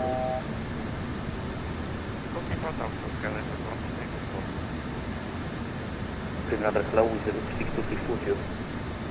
With a 6262 identified the direct crew, question direct Lasis, climb level 370. Direct to Lasis and flight level 360, Kevin 89 Lima, Unicom. Lufthansa 3 make Echo, Mike to Unicom. Yeah, so VNAV out. Bremen, good evening, Top 341 Mike Uniform, level 360 to Exoba. Top 341 Mike Uniform, identify direct car, climb level 370. So we have minus 33 degrees SAT. Level 370, can you take into direct? So if we go into clouds, we would have to switch on the Like engine to lights. get car, guys. level Otherwise it's 370, on, Top isn't it? 341 Mike Uniform. We'll switch engine lights off. Let's do the rest of the Bremen, items here. The 9 Lima Charlie, Let's get identified direct the Gewehret. seatbelts auto. Direct Verat, 9 Lima Charlie. Lufthansa 815 Bremen, hello, identified. Confirm the inbound renet. Inbound remet, confirm. The DFS71 uniform on frequency. Yeah, hello, Transavia 7. 1 uniform level 250, speed 300 or more. The one uniform identified, climb level 310. Climb level 310, Transavia 7. 1 uniform, and what Mach number would you like us to maintain? 371 uniform, we can proceed direct to Tartus and thereafter free speed. Okay, direct to Tarduf and then free speed after Tarduf. Transavia 7. 1 uniform. 71 uniform, we can now maintain free speed. Okay, free speed now and direct to Tarduf. Thank you. Transavia 7. 1 uniform. Good. Transavia 1 for Tango, resume normal So speed. we go Resume direct normal Tarduf. speed, Transavia 1 for Tango. So we have, oops, we've selected Tarduf. I'm Sehr going to guten Abend, select Airline beam Pilot, points. Flight level 100 inbound Execute. Darmstadt. And we have 401, Bremen, hello, VNAV speed identified, climb level 310. And we're going to go back to normal speed. Climb level 270, Airline So 401. I'm going to close the speed window by pressing speed intervention. We're going 559 continue climb to flight level 330, proceed. But you can see the problem now is I'm going to go to control the steering here. Why? Because now it will not go above 7 degrees pitch that we've just reached. Proceed direct to Nibil. Right. But I have to go in the roll mode manually as well now to follow that flight director roll command. So now that we're reaching the correct speed, I'm going to engage autopilot again, command. Because otherwise, you know, the commanded speed was so much lower than the actual, it would have pitched up maybe above 7 degrees. And that's not a good idea when you have the seatbelts off. People start to tip over or fall over. The same with the trolleys. Well, look at the wind. 136 knots of wind here. Blimey. That is a lot. Yeah, look at that drift angle. Shimonia, you're flying to Krakow. Nice. Have a good flight. And cargo pilot, sorry guys, you're leaving? Really tired, have to get up. Oh no, okay. Cargo pilot, thanks for saying hello. And have a good day tomorrow. I bet you're looking forward to some Easter holiday time, right? Lilienthal, guten Abend. Von der Echo 9 direct Getzka. Direct Getzka.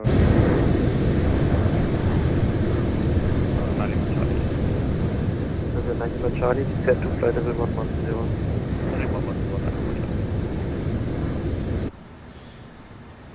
2,000 feet to go. Guys, there are sound settings somewhere, aren't there? Hang on. At least there were options. It's just Windows settings now, or the Microsoft settings, unfortunately. Yeah.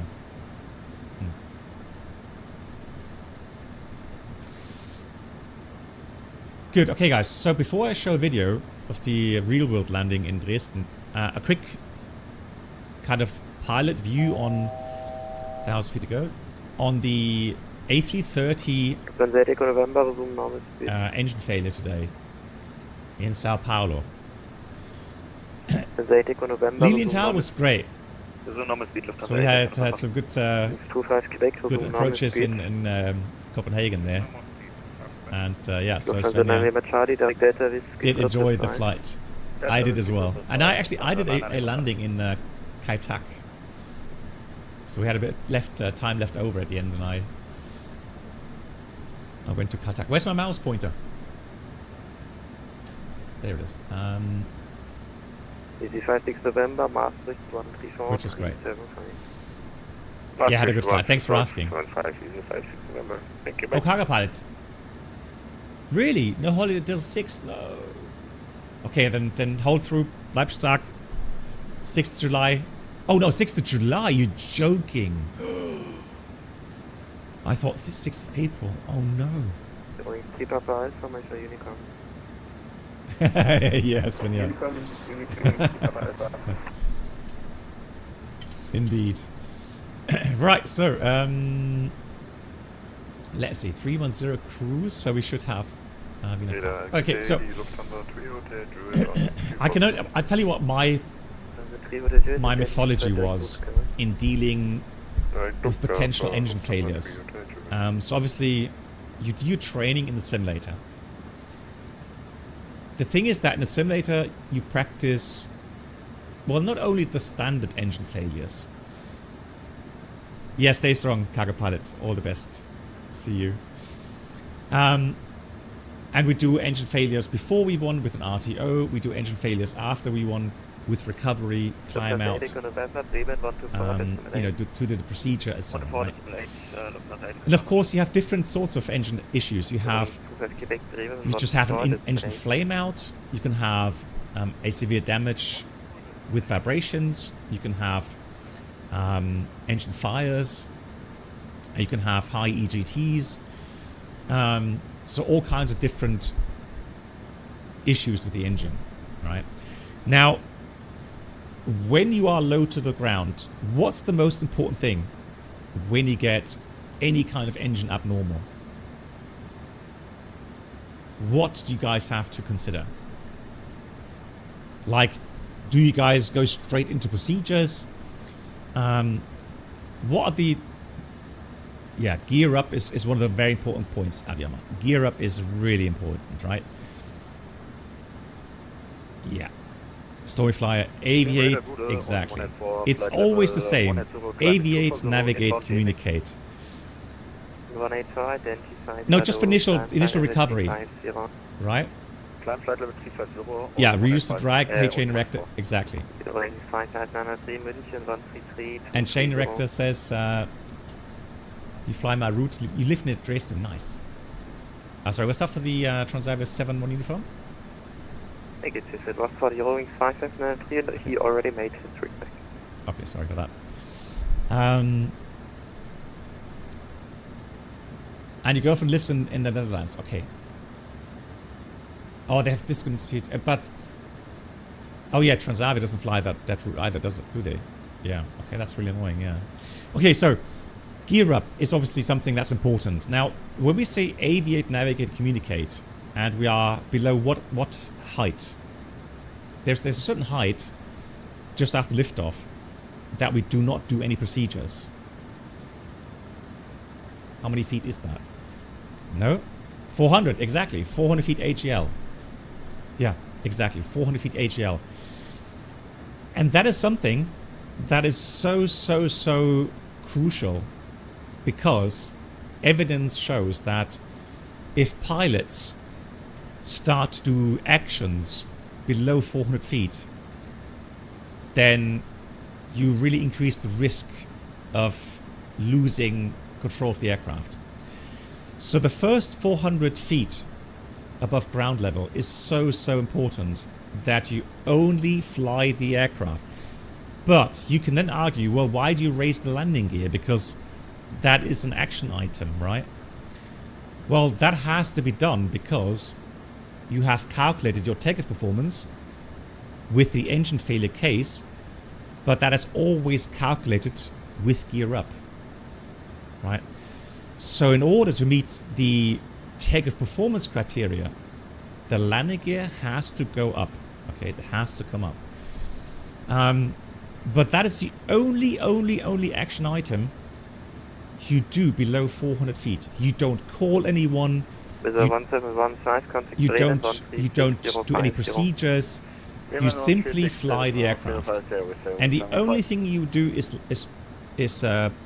get the landing gear up, and that's it. Now, if you have a very heavy aircraft, let's say you're doing long range, very heavy aircraft, high altitude, Bogota Airport, how long do you think it can take to reach 400 feet? Well, of course, it can take a long time. So you see the dilemma. Back in the passenger cabin, you can see the flames coming out of the engine. You hear the engine stall. It sounds like it's exploding. Sure, that's why you have passengers starting to panic, because you think that, hey, why aren't the pilots shutting down the engine? Right. Well, they're waiting. They're waiting to reach that 400 feet AGL. Okay, so they are flying the aircraft now. The 400 feet AGL is the minimum altitude before you start any action items, before you start any memory items or checklists, right? However, let's say you're still fighting to control the aircraft. So you're still saying, the aircraft is still not trimmed. I'm still having issues trying to get the aircraft, flying straight and level, or in a small climb out to keep the speed.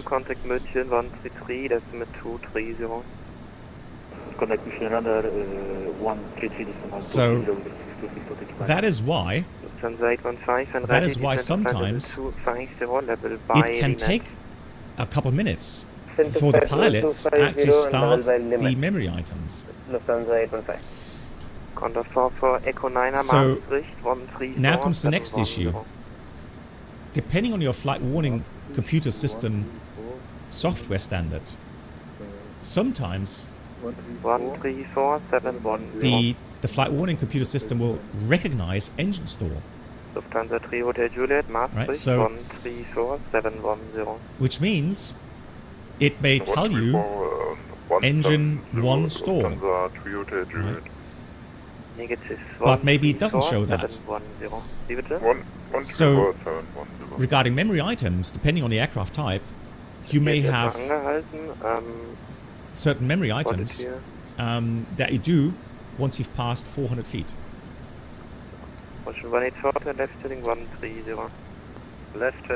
But obviously, if it's like stalling, right, and you feel the yaw, you hear the engine sound, right, then obviously you would probably treat that as a severe damage.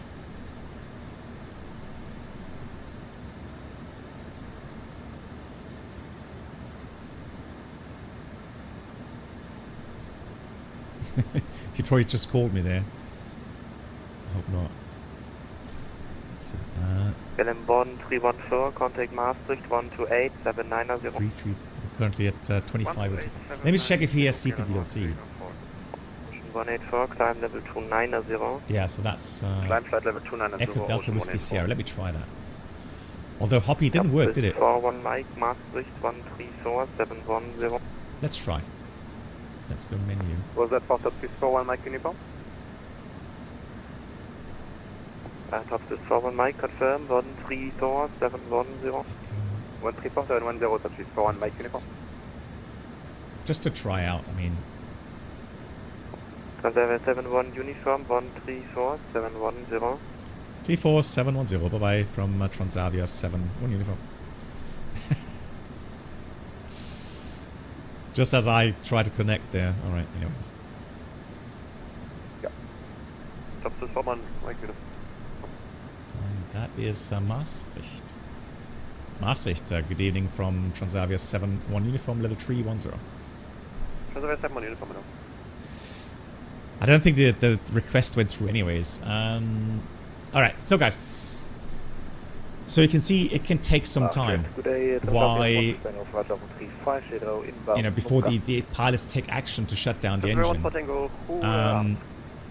And then obviously the major concern is to shut down the engine and secure the engine.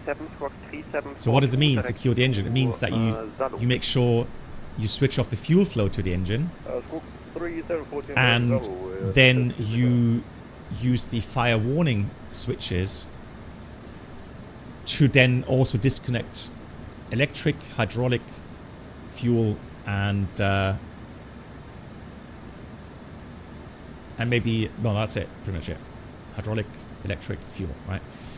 And then once that's done and there's no fire, oh, pneumatic, yes, sorry, exactly. The bleed there as well, pneumatic, yes, exactly.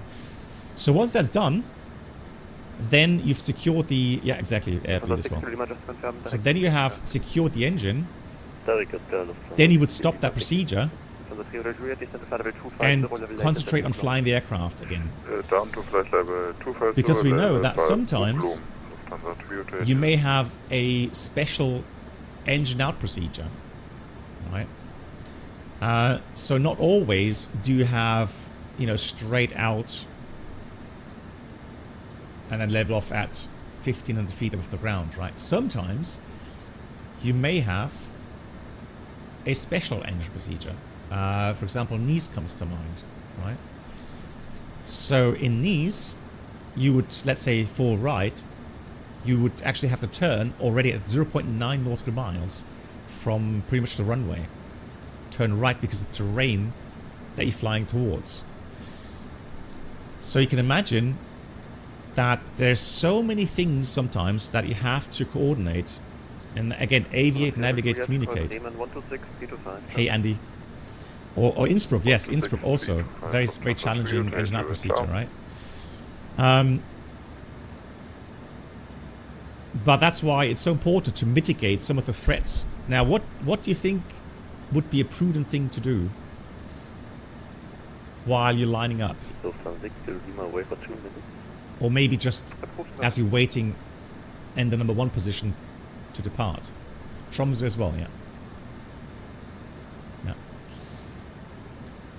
So what do you think you could do to mitigate the startling effect? Because that's one of the major enemies for pilots. Well, we've briefed the engine out procedure already. And normally what you do on taxi out, you would say, okay, departure route Arnhem to Victor remains the same, up level 60. In case of engine failure, proceeding straight out runway track 25 miles, acceleration 1500. So you've already talked about this. But what I did as a captain, I looked at 2 scenarios. One is, what's my V1 call out, or my V1 speed? And then, what do I do in case of an RTO? And I would not call that out loud. I would just do that mentally, just through my, you know, just to mentally think through it. the steps, right? Thrust lever is idle. Speed brakes up. If that's not auto speed brakes up. Make sure they're up. Make sure we have good deceleration force. You would feel that. Max reverse. Then once we've stopped, parking brake set, which is very important. Parking brake set, and then inform the cabin. Attention crew and station. Attention crew and station. And then we do the procedures, right? But initially, I would go through that mentally. Now, the second case I go through is after V1. 7-1 uniform, contact Munich 133-230, bye-bye. 33230, Dankeschön, bye-bye, die 7-1 uniform. Transavia 1 for Tango, call Munich 133-230, meine Abend noch. So, after V1, I would tell myself, make sure to put the gear up. Think about initial pitch attitude. 10 degrees, 12 degrees, whatever. And then fly whatever the engine out procedure is, right? And then accelerate at the acceleration altitude. So it's these two cases that I would mentally prepare for, which helps to prevent startle effects. Descent level 290, and any vertical speed restrictions? Free speed. Free speed, Transavia Amsterdam. Abiyama, hang on. München, guten Abend, die Transavia 7-1 Uniform, Level 310. Transavia 7-1 Uniform, it's radar, good evening. That's a familiar voice as well. Why is it important to call the cabin crew time 401, attention? München radar 129 at decimal 525, bye-bye. So, certain call-outs that the captain or the co-pilot does over the passenger address system have a special meaning for the cabin crew. So after we do a rejected takeoff, the cabin crew will not get up out of their seats until they hear that command. Attention crew and station. Right. So why do I want the cabin crew to stand up and take their potential evacuation positions? Well, when they get up out of their seats, they have a better possibility to watch the passengers, to look into the cabin, but also to look out the windows. I mean, usually their windows at their doors are pretty small, while the windows for the passengers are a bit bigger. Right, so they would, look into the cabin and try to see, is there any fire, is there any smoke, etc. How the passengers doing. Also, it's very important for the passengers to see that the cabin crew is taking action. Right, and then the passengers, if anyone gets up, the cabin crew would shout at them and tell them to take their seats again, right? But again, they will not get up unless they hear that attention crew station or whatever the call out is for the airline. Right. If the weather is bad for the engine SID, would you prefer other? Good question, Yoda. And the simple answer is, if you cannot fly on your engine out SID, then I personally wouldn't take off. So if you have like a thunderstorm in your engine out path, then you cannot simply take off, because if you actually have an engine failure just after V1, where do you go? Because every case left-right you didn't calculate. You do not know how the obstacle clearance is at anywhere outside of your normal engine out SID path. And the SID, the engine out SID path, with this obstacle clearance is very small. Right? You set the sim. Right, cool. I will show you the video now. Landing video. While I prepare, I'll get the weather. Here it comes.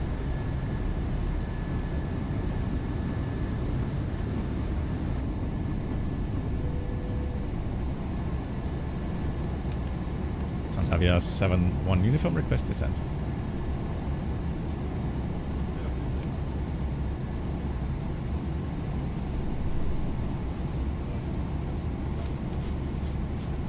Transavia 7-1 uniform, descending level 160.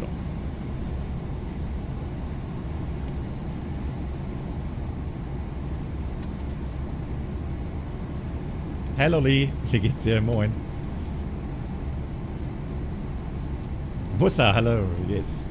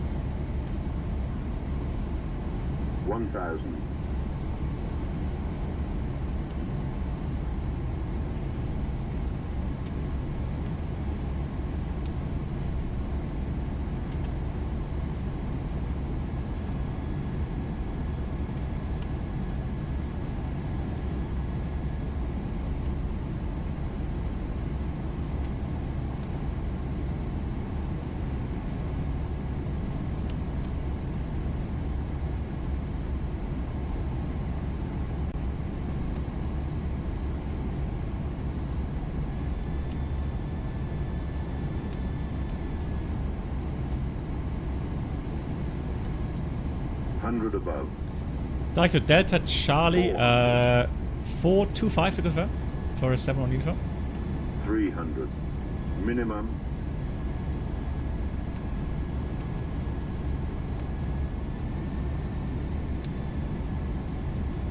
$200.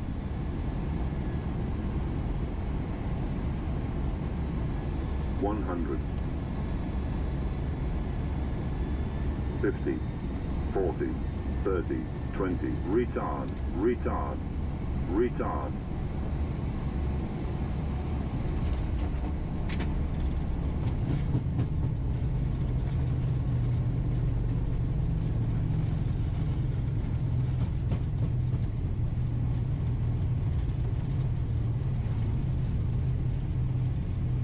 Yeah, that was a good landing. That was nice and soft.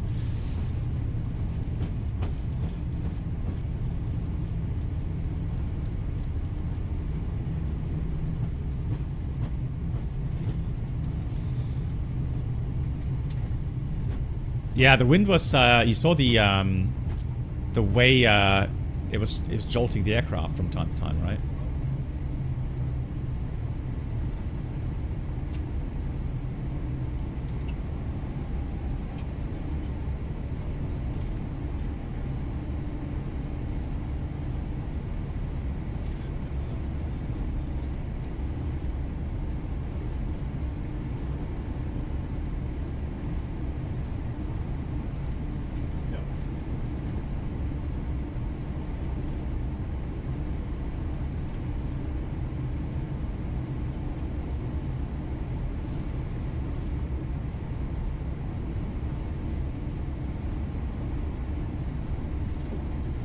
But now you can see the terminal. That's what I want you guys to look at, because we'll have a look at the italic scenery later on.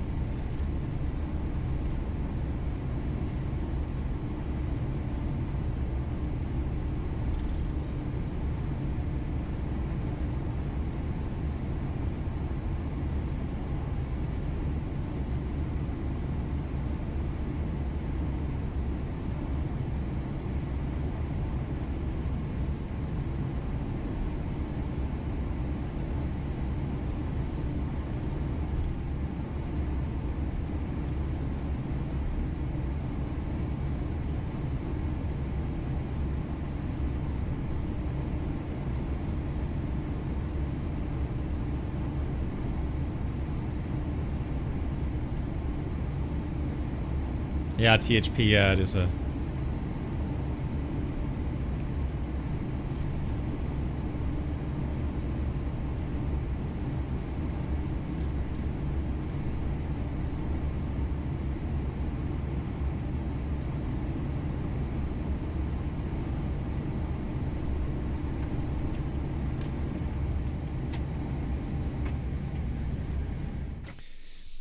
I will show the departure. I have one departure video as well. I'll show that once we've landed. But I need to prepare for the approach now. Radar 126.175. Bye bye. 126.175. Bye bye. Transavia 7-1 uniform.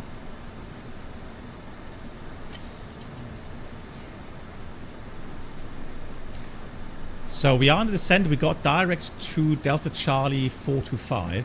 Descent to flight level 100. Which I have inserted, and then I've inserted also the transition there. München, grüß Gott, guten Abend, die Transavia 7-1 Uniform 240, descending 160, information hotel. Transavia 7-1 Uniform, München radar, hello, identified hotel correct, expect radar vectors ILS 22, descent to flight level 100. Descent level 100, expecting radar vectors ILS 22, Transavia 7-1 Uniform. Transavia 7-1 Uniform, your number 1, keep speed 290 knots, okay, radar for now. That is copy, 290 or more, Transavia 7-1 Uniform. I mean, that helps us because we are a bit high in the approach anyway, so we'll keep that speed. Descent level 110, Transavia 1 for Tango. Alright. Good. I have already checked the weather, as I just mentioned, and where's my mouse pointer again? There. So we have to enter a couple of values here. So for example, I'm going to put in Delta Romeo November, which is 1435 in here.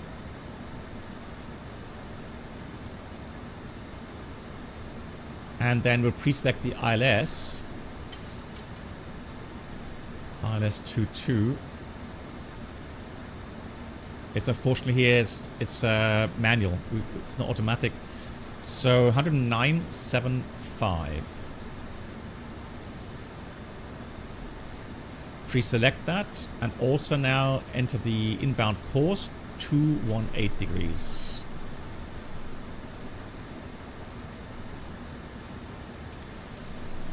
No, so for us, for example, when we arrived from Frankfurt, we would arrive more on, like, you know, coming from the south west. So that way you can actually spare a couple of track miles by doing a visual approach. And also, of course, it is fun, right? It saves time, it saves fuel, but the only thing is that you have to intercept the final, I think it was 2,500 feet latest.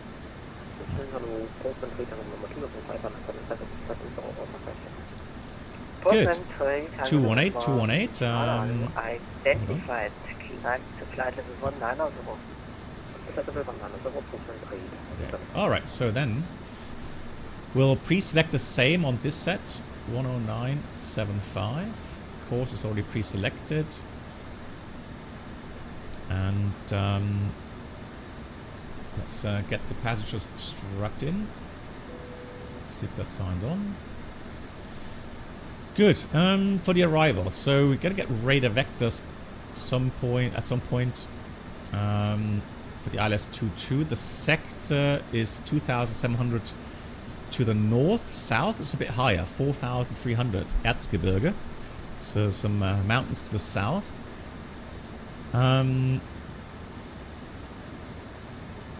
Initial altitude is going to be 3,000. Okilo descent point, that is going to be 7.2 from the ILS Demi. The runway elevation is 700 feet. So we're literally only 2,300 feet above the ground at the Glasgow intercept. So it means careful with the energy state. Make sure you have some flaps out. Gear has to come out at the descent point. And then we continue to configure the aircraft for landing. Going nicely into shape and into the path here. Then the missed approach will go straight out 039 inbound to the Dresden VOR and climb to 5,000. to hold at the VOR or get radar vectors. The runway has, let's have a quick look here. Let's do landing en route. Runway 22.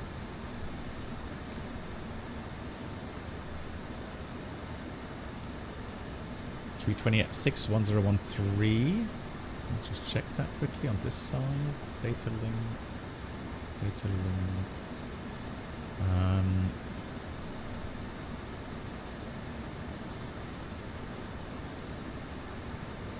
So here's the hotel information.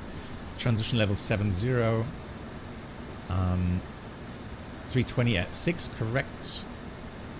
More than 10 kilometers. Temperature 4, dew point 3. Finish 1013. That's all correct. Let's calculate that. So with auto brake, let's do flaps 30, obviously. Flaps 30, and we'll do maybe auto brake 2 because we want to vacate a little bit higher. Uniform, resume normal speed, descend to flight level 70. Normal speed, descending 70, Transavia 71 uniform. So normal speed means 250 below 10,000, right? Or whatever it says on the arrival. So if we use auto brake 2, we need 2,245 meters, and we have 2,500 available. Yes, it is new scenery from Italic, yeah. So that's good enough, and we'll have a look at the chart real quickly so that you guys see what I mean. Arrival. Transavia 1 for Tango, they proceed direct Delta Charlie 425. Delta Charlie 425, Transavia 1 for Tango. Why is it going dark all the time here? Right. So runway 22. Charlie is going to be too short to land on. So Bravo is best. Here's the terminal. So then we have more of a problem regarding a 3-minute cooldown for the engines. Short taxiing, as we just saw in the video there. Park somewhere here. Here's Dresden already. You can see the city. Very beautiful. Lovely. Good. Anything else? Let's do the recall check. Descent items. Flaps 30. Auto brake 2. Connor 2 Lima Papa. Descent to altitude 5,000 feet. QNH 1015. And then let's read the... Descent 5,000 feet. QNH 1015. Connor 2 Lima Papa. Descent checklist. Transavia 71 uniform, descent to altitude 4,000 feet, QNH 1013. Descending 4,000, QNH 1013, Transavia 71 uniform. Transavia 1 for Tango, descent to altitude 5,000 So QNH feet, 1013 is set 3 times. 5,000 feet, QNH 1013, Transavia 1 for 4,000 it is. Lights on. And looks like we should be coming back in path. All good. Speed brakes in. And approach. Transavia 71 uniform, continue on present heading. Continue present heading. Transavia 71 uniform. So, present heading. Heading select. Checked on the FMA there. Now that means we're going to have a little bit less trek miles. So I'm going to use a bit of speed brakes here. I'm also going to activate the ILS on my side. And 14,335 on this side.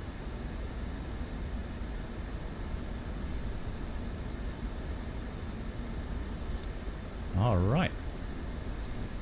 So we were saying... pressurization mode select landing altitude is 750. Oh, we set that earlier. How does that work? Okay, 750 is set. Maybe because of that bridge issue that we had. Auto brake 2 and landing data minimums 930.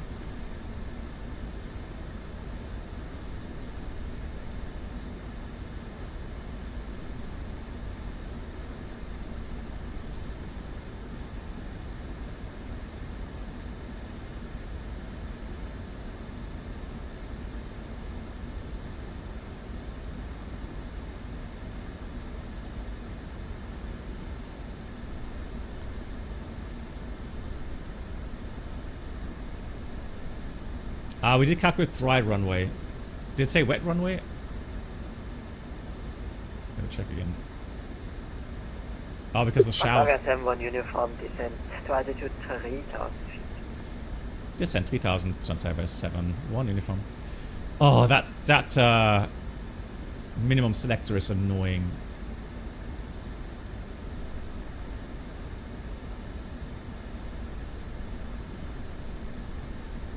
$930, no, we almost had it. 930 minimum set. Approach briefing completed. Descent checklist complete. Right, we can change that to wet runway, and it shouldn't really make a big difference today. Transavia 1 uniform due to VFR traffic at the airfield to reduce speed to 220 knots. 220 on the speed or less. Transavia 7-1 uniform. All right, that will do so. Almost 1,000 feet to go. Yeah, so with wet runway, condition wet, still the same. And no reverser credit, so all good. I'm a bit surprised. Uniform, turn right, heading 190, cleared LS 22. Heading 190, cleared the LS 22, Transavia 7-1 uniform. Flaps 1, speed check flaps 1. Could get some more speed brakes out here, because we are still a bit high in the approach. Transavia 1 for Tango, descent to altitude 4000 feet. 4000 feet, Let's Transavia go 1. flaps 5.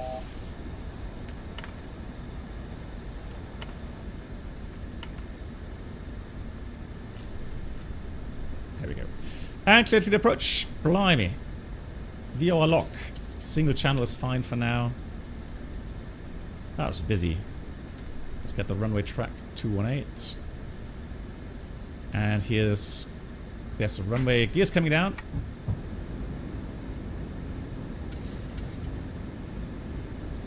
You've got to be kidding. What?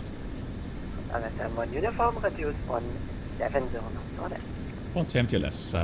Transavia 7-1 uniform.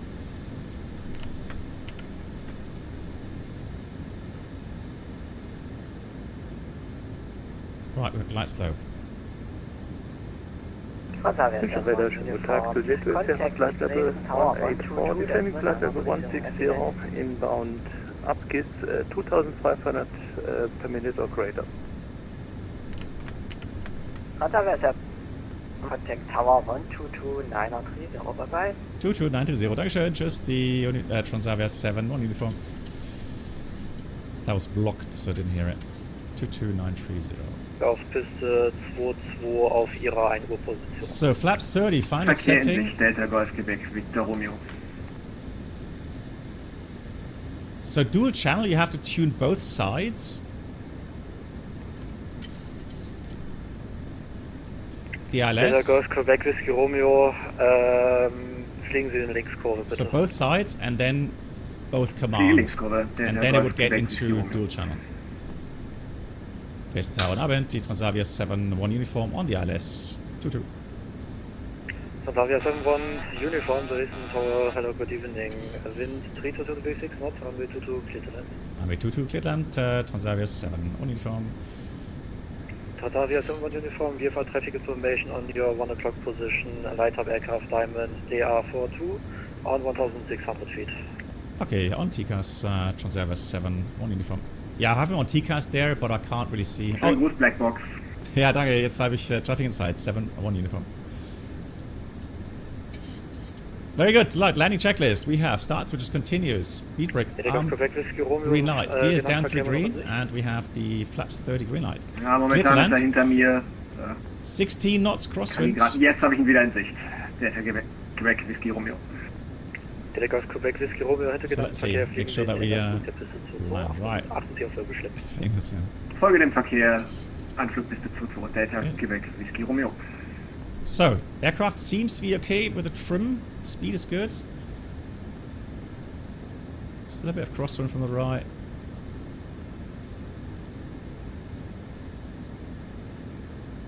But looking pretty. Looking good. 500. 400. Approaching minimum. 300. Right, and look at this. Glide slope and Parpy lights match up. I am happy. Doesn't happen often, does it? 200. 100. Dresden Turm, Delta Echo Delta, Romeo Kilo, abbereit am Rollhals, Piste 22, 1 Minute Charlie. Delta Delta Delta, correction, Delta Echo Delta, Romeo Kilo, hallo. So we have speed brakes up, reverse green. Delta Quebec Whiskey, Romeo Diesel. And manual brakes. Bravo's coming up already there. Here's Bravo. We'll take that one. Yoda, yeah, I know. Delta Golf, Quebec Whiskey Romeo, nach dem Aufsetzen durchstarten in die Platzrunde der Piste 22. Wind 320 Grad, 6 Knoten, Piste 22. Frei zum Aufsetzen durchstarten.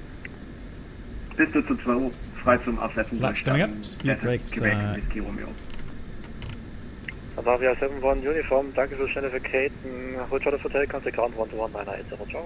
Ja, kein Problem. Hotel, holding short and 12180. Schönen Abend, die Transavia 71 Uniform. So, 12180, we're going to stop just past the stop bar there. Now our prime parking spot is blocked, unfortunately. Not good. Tower, good day, Transavia 1 for Tango. Yeah, I was surprised as well regarding the rudder, the way it just kicked straight. Dresden Grauen Abend, die Transavia 71 Uniform, holding short, hotel.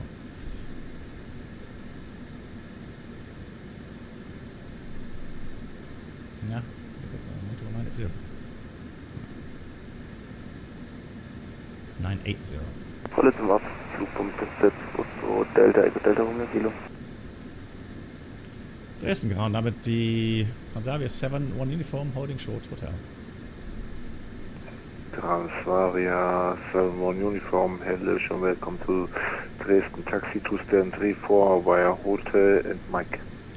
Hotel Mike, stand 34. Dankeschön, Transavia 71 Uniform. Good. Let's go traffic. Traffic, terrain.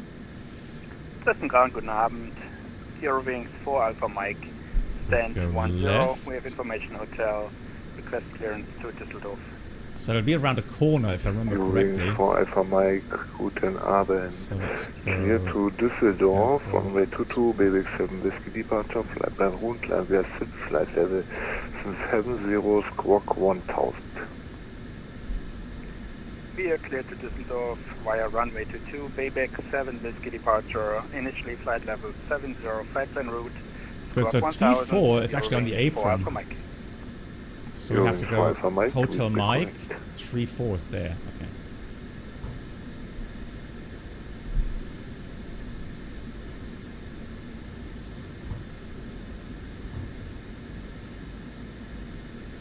So here's the other Transavia gonna land. We'll watch the landing. Flight tricks can go off. We'll switch the ILS again. Back to VOR. TCAS can go off as well. TCAS off. Here's Mike.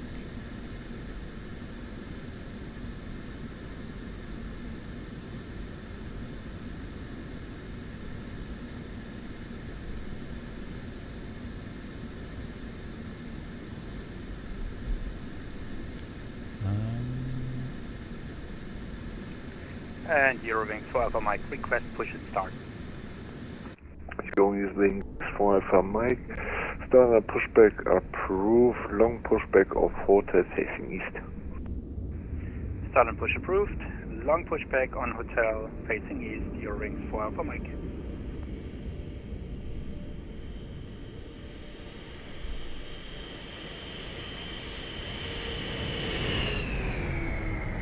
Oh, a bit of crosswind as well.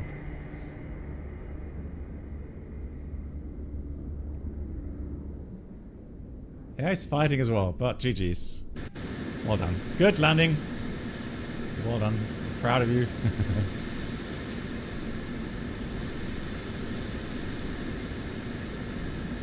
So let's do GSX. Parking stand 34.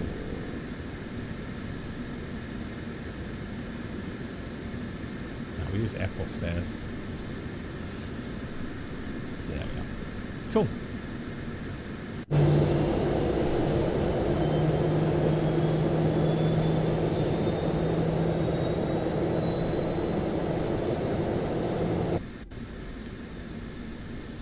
I've been to this airport many times in my life.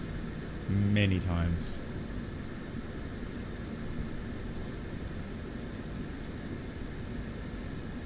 APU's running, fantastic. Lights off.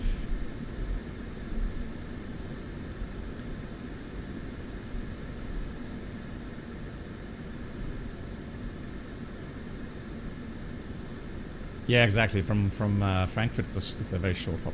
Back then, when I was flying the 737, it was just a typical Frankfurt-Dresden routing for us. Right, we have a docking system active. Very nice. 737-8 is correct.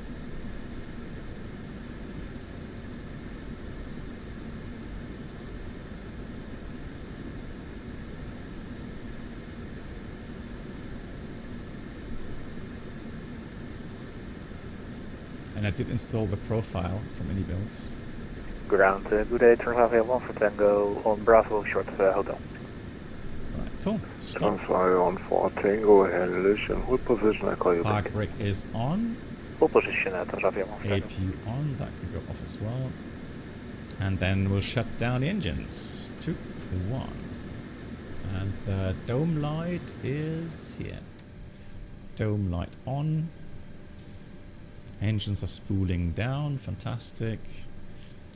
Then, of course, we should have switched off the pitot heats. Window heat is now coming off. Transfer 14 Tango, taxi to stand 36. Few pumps except the left forward pump for the APU. Lima, Papa. Seatbelts off. Mike. APU bleed on. 365, Bravo, Lima, Papa, Mike, transfer 1 for Tango. Anti-collision light off. Flaps are up, lights out. And then transponder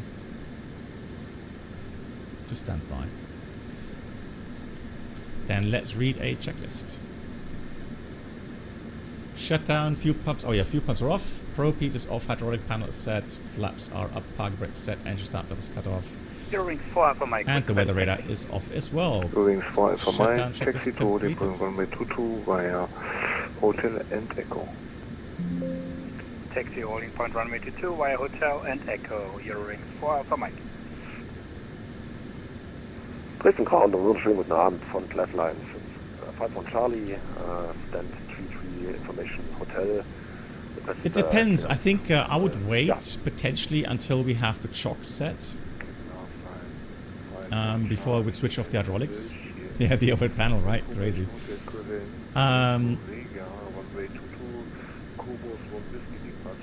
So let's set the chocks. Request ground power. Clear to regard of runway 22, Cobus 1 Whiskey departure, climb via split flight level 70, squawk 250 for class line 5 Charlie. He's having a break, or she? Hang on. Just, there we go. It's not automatic here, is it? Ah, now they are going in action. Fantastic.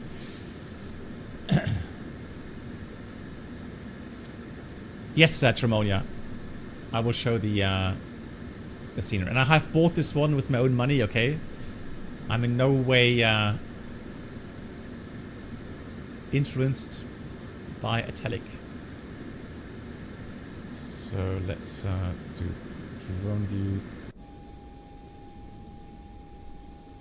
Whoops, what's happening here? But let me zoom a bit. There you go. Right, there's the other Transavi coming in. So, lighting. What do you guys think about the Oh yeah, the ILS glide slope matching up with the PAPI lights, that's already a big plus.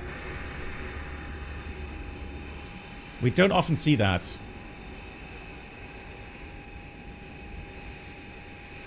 So let me first have a look at the tower really quickly.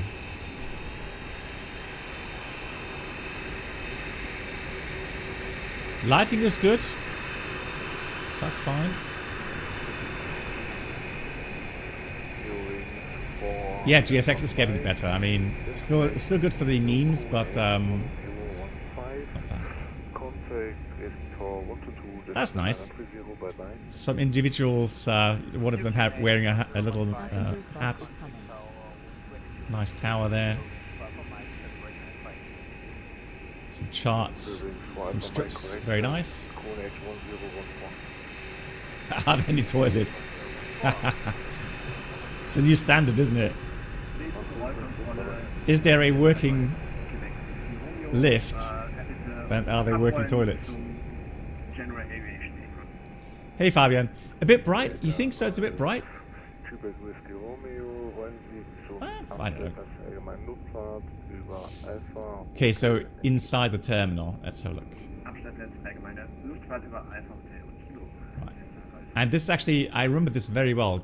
This actually is true to life, the colors of these seats. And I remember the last time I was here, we were parked here. Passengers to boarding starting. And we had an issue with a bird strike on that A319. So we had late shift, and we just got to the aircraft. And I did my outside check.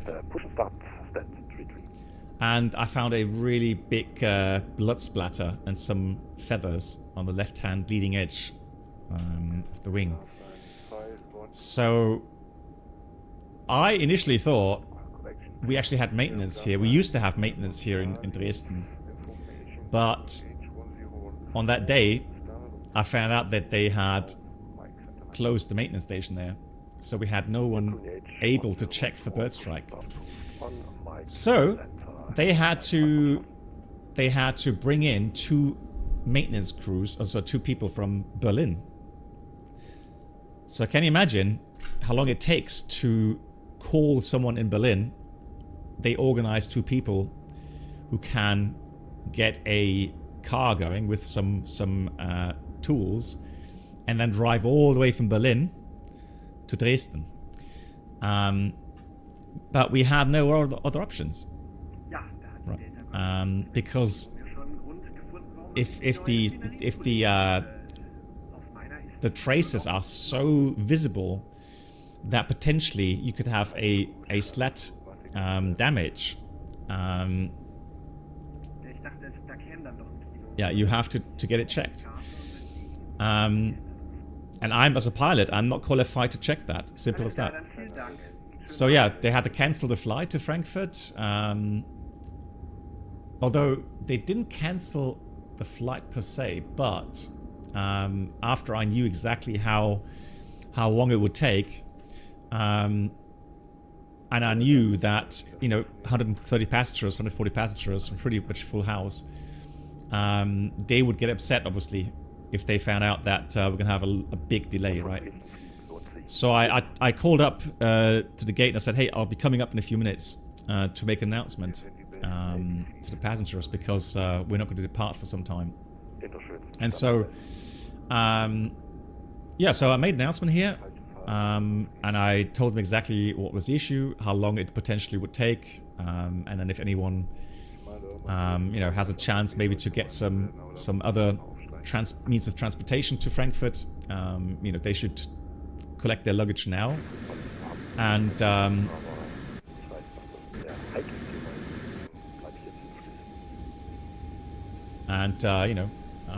get to the train station, right? And I said, yeah, if anybody has any questions, any concerns or whatever, I'm here. Talk to me. Simply because I did not want to have the issue of any passengers actually having, becoming aggressive against the staff that's working at the gate, right? Because I mean, they can't do anything against that, right? It's like, it's not their fault, right? And so interestingly enough, there were a couple of passengers that were interested to hear, you know, why it was such a big issue with the bird strike, etc., and how long that check would take. So in the end, they did take pretty much 2 hours to drive down, and the whole check took like, Yoda, how long do you think a bird strike check would take? So they would have to clean up the remains, and then bring out the slats and the flaps, check for other debris. It did indeed take about 20 minutes, yeah. No, so Yoda is correct. It took about 20 minutes. And then the paperwork afterwards took another 20 minutes. So, yeah. Passenger's bus is coming. So all in all, it was about 40 minutes. Yeah, and so then the whole delay was about 3 hours. Right. But that's just the way it is. And again, you do not, you do not take any risks. Right. Yeah, so for us as a crew, the problem was that the flights thereafter, they were obviously, for us, they were cancelled, so someone else was taking those sectors. And I think we waited then in Frankfurt, and it just flew on the last flight. So we should have had 4 flights. In the end, we had a lot of waiting time in Frankfurt still, and then we flew to the original destination for the layover. Yeah, but that's just the way it is. Yeah, so nice. Cafe. I remember that coffee bar here as well, because or the duty free, and there was a coffee bar somewhere here. Well, they haven't modeled that, or maybe they have initially, or they have now a duty free instead of a coffee bar here. Who knows? But yeah, some nice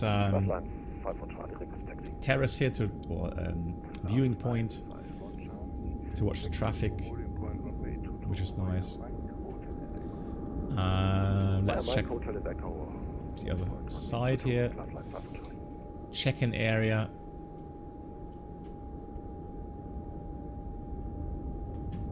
Yeah, staffed. Nice check-in area. Then you have your tunnel to the parking lot, which is nice. Now, I'm not sure if you have options to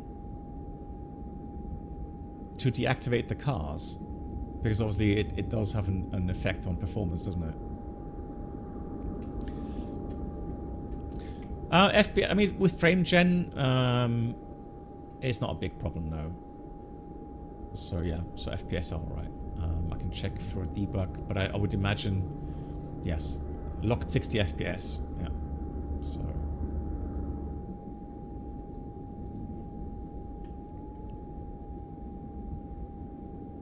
Who's flying to? Well, I mean, honestly, back in the days when I was flying the 737. Do you want to deboard crew? We actually had lots of full flights here to Dresden. So we had I think 4 connections per day, and they were full. Now another interesting, let's go daytime. Another interesting thing about Dresden Airport is that they have some maintenance hangars here where long time ago they actually did the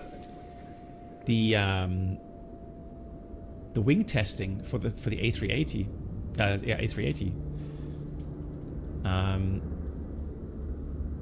And then nowadays, if it's still current, they actually have they do things like convert aircraft like A300s into freighters.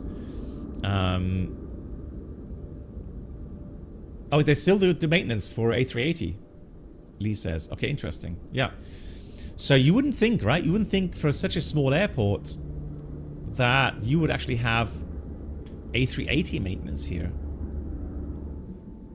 It's a shame they didn't model that, because I would have loved to see A380 in here somewhere.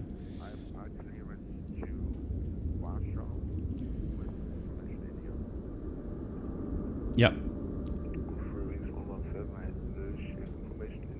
Anyone know? Is that the old tower and the old kind of building here from the old airport? Yeah, A330 freighter conversions. Yeah, I remember that we saw for a long time there were 2 A300s from some Chinese airline. That is the old terminal building. Crazy, right? Yeah, it was China Eastern. Yeah, that's the one. Yeah.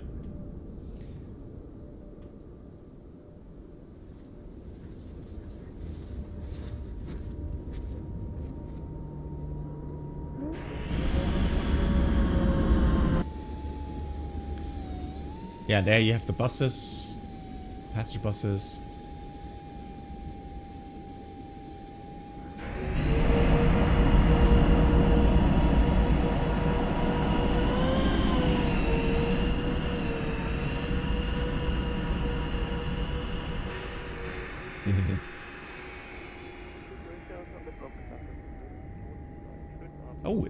They modeled the railway. Nice.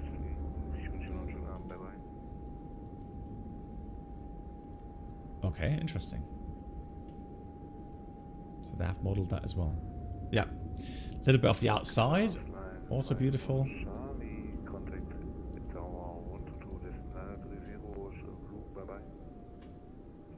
Tower 122 for class line 54 Charlie. Danke zum Fluten. Schönen Abend. All in all, I would say yeah, it's a solid airport add-on. Yeah, yeah, it's fine. No bigger complaints from my side. No. Yeah, so some nice details on there. Performance is okay, so all good. Kalium, I'm not sure, man. The TriStar, I am not 100% sure. I don't know what it is. I guess what, you know, it's niche. That alone wouldn't be the problem.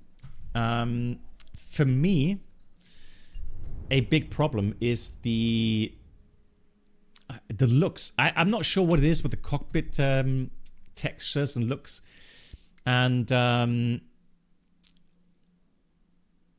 trying to think how often I would fly the aircraft, because remember that I still have the MD-11, right, which is a great add-on, and I've flown it twice maybe. So I mean, you've seen all the pre-release streams, right? Which is fine, right? So you see those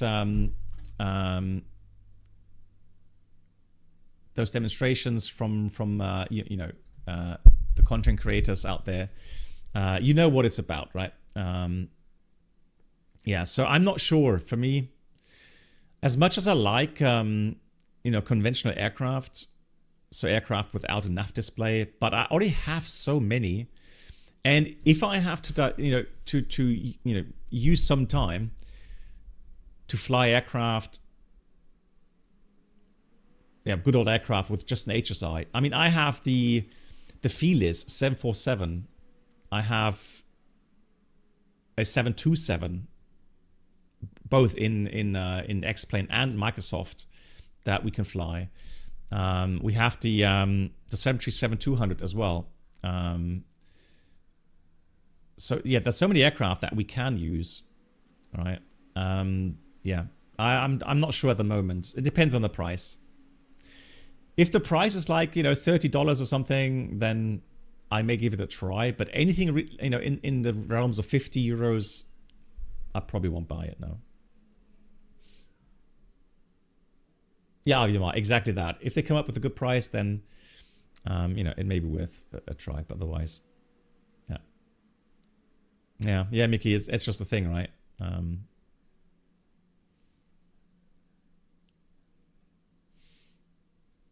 So here's another thing. I honestly, now I don't want to, because I haven't tried the add-on, right? I'm not sure how it's hand flying. But I have a fear that if I'm buying it and I find out that they are actually not using a handmade flight model, like a tuned flight model, where you actually feel the aircraft is heavy. I.e., because I'm sure it doesn't really have much flight augmentation, right? So it's a conventional aircraft, and I would get really triggered if it flies like a Cessna, right? So no big inertia. Yeah, Mickey, and again, I watched one or two of those pre-release streams, and On some instances, it did look like it's missing inertia, right? Yeah, but the thing is, so Winky, you know, it's nice that it works with the Brunner yoke, but that doesn't mean it simulates inertia. Yeah, so...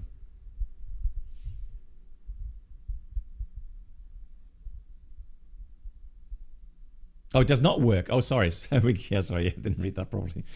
So it does not work with the Brunner. Okay, that's even more an issue then. Okay. Guys, I am going to quickly stop this stream, although I still owe you the departure video from Dresden. I will show you the video. And then after that video, we're going to stop the stream quickly and then start the second stream with the flight with the iFly 737 from Bogota to Sierra Kilo Papa Sierra. Pastos, right? It's called Pasto Antonio. That's the one, which is a very interesting airport as well. Right. So let me see. Right, let me just change the video quickly. Properties, browse. And this one is funny actually. This one is funny because there's a bug on the windshield, which held on until. Well, I won't spoiler it, but it did hold on for quite some time. Here it is.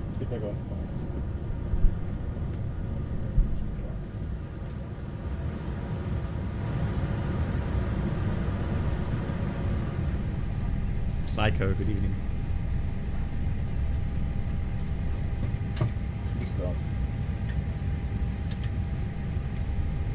Yeah, you can see the bug already.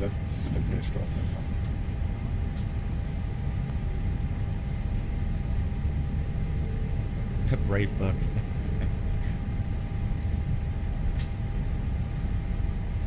That was worth a mention on the video.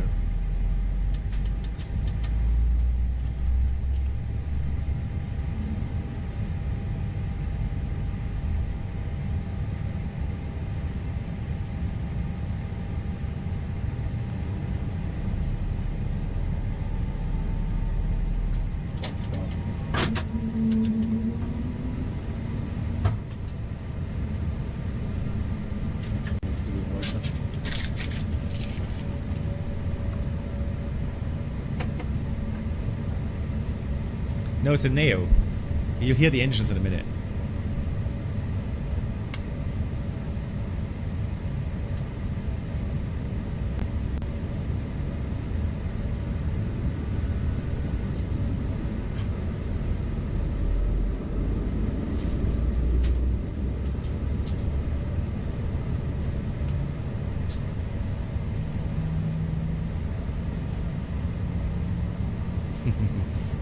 Threat, distraction.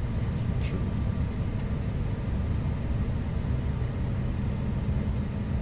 Yeah, whale noises.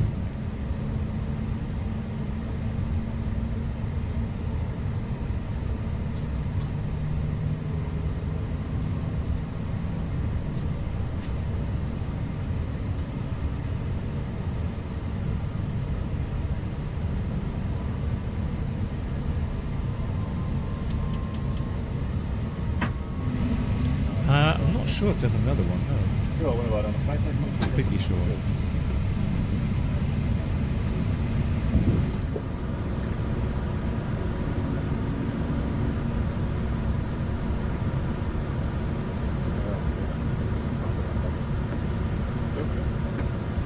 It is? I didn't recognize that. Like, full left, full right, full down.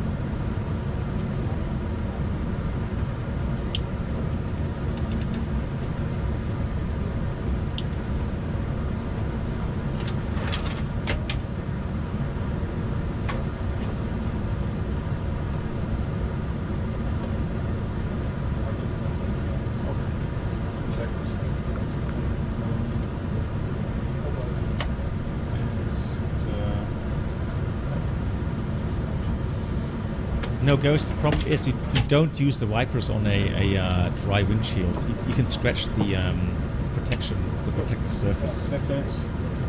Yeah, maintenance, Yoda can tell you, maintenance hates that.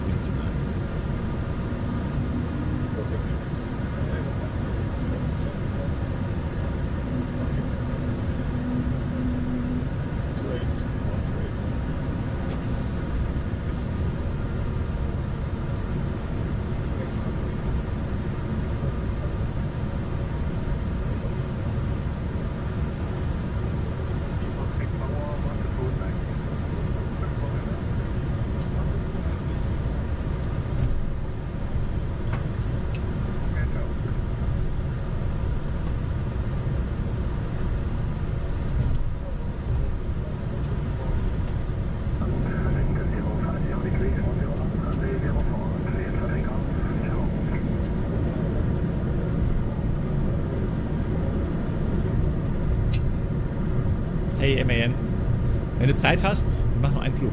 Interessanten Flug. Bogota nach Pasto. I don't know what kind of bug that is, but it's a brave bug, I can tell you that.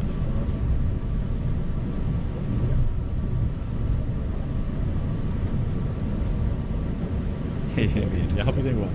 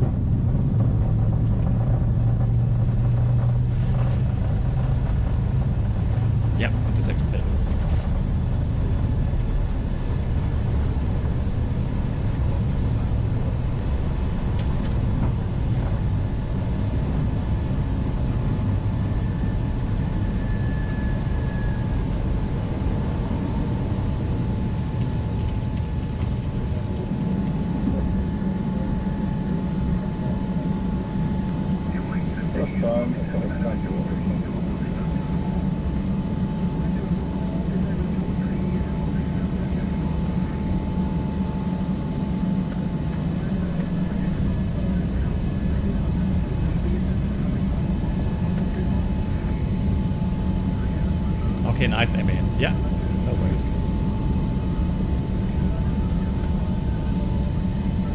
Yeah, I think it's NDB1, yeah. Could be.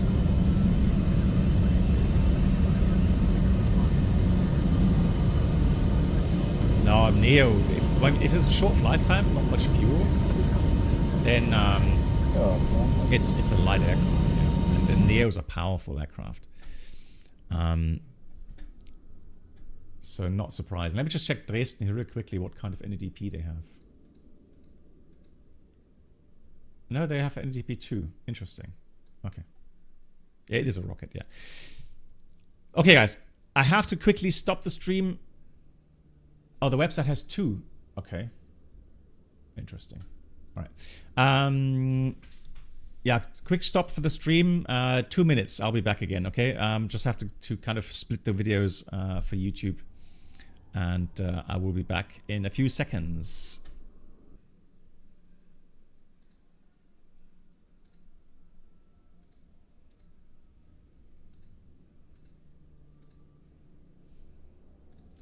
So we should be live again. Let's see.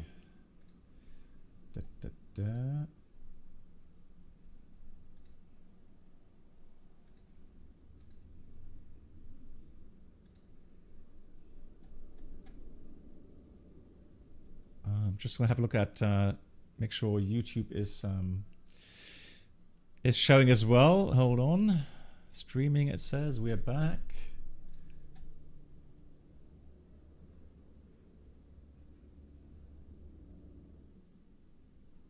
I have a feeling that. Hold on.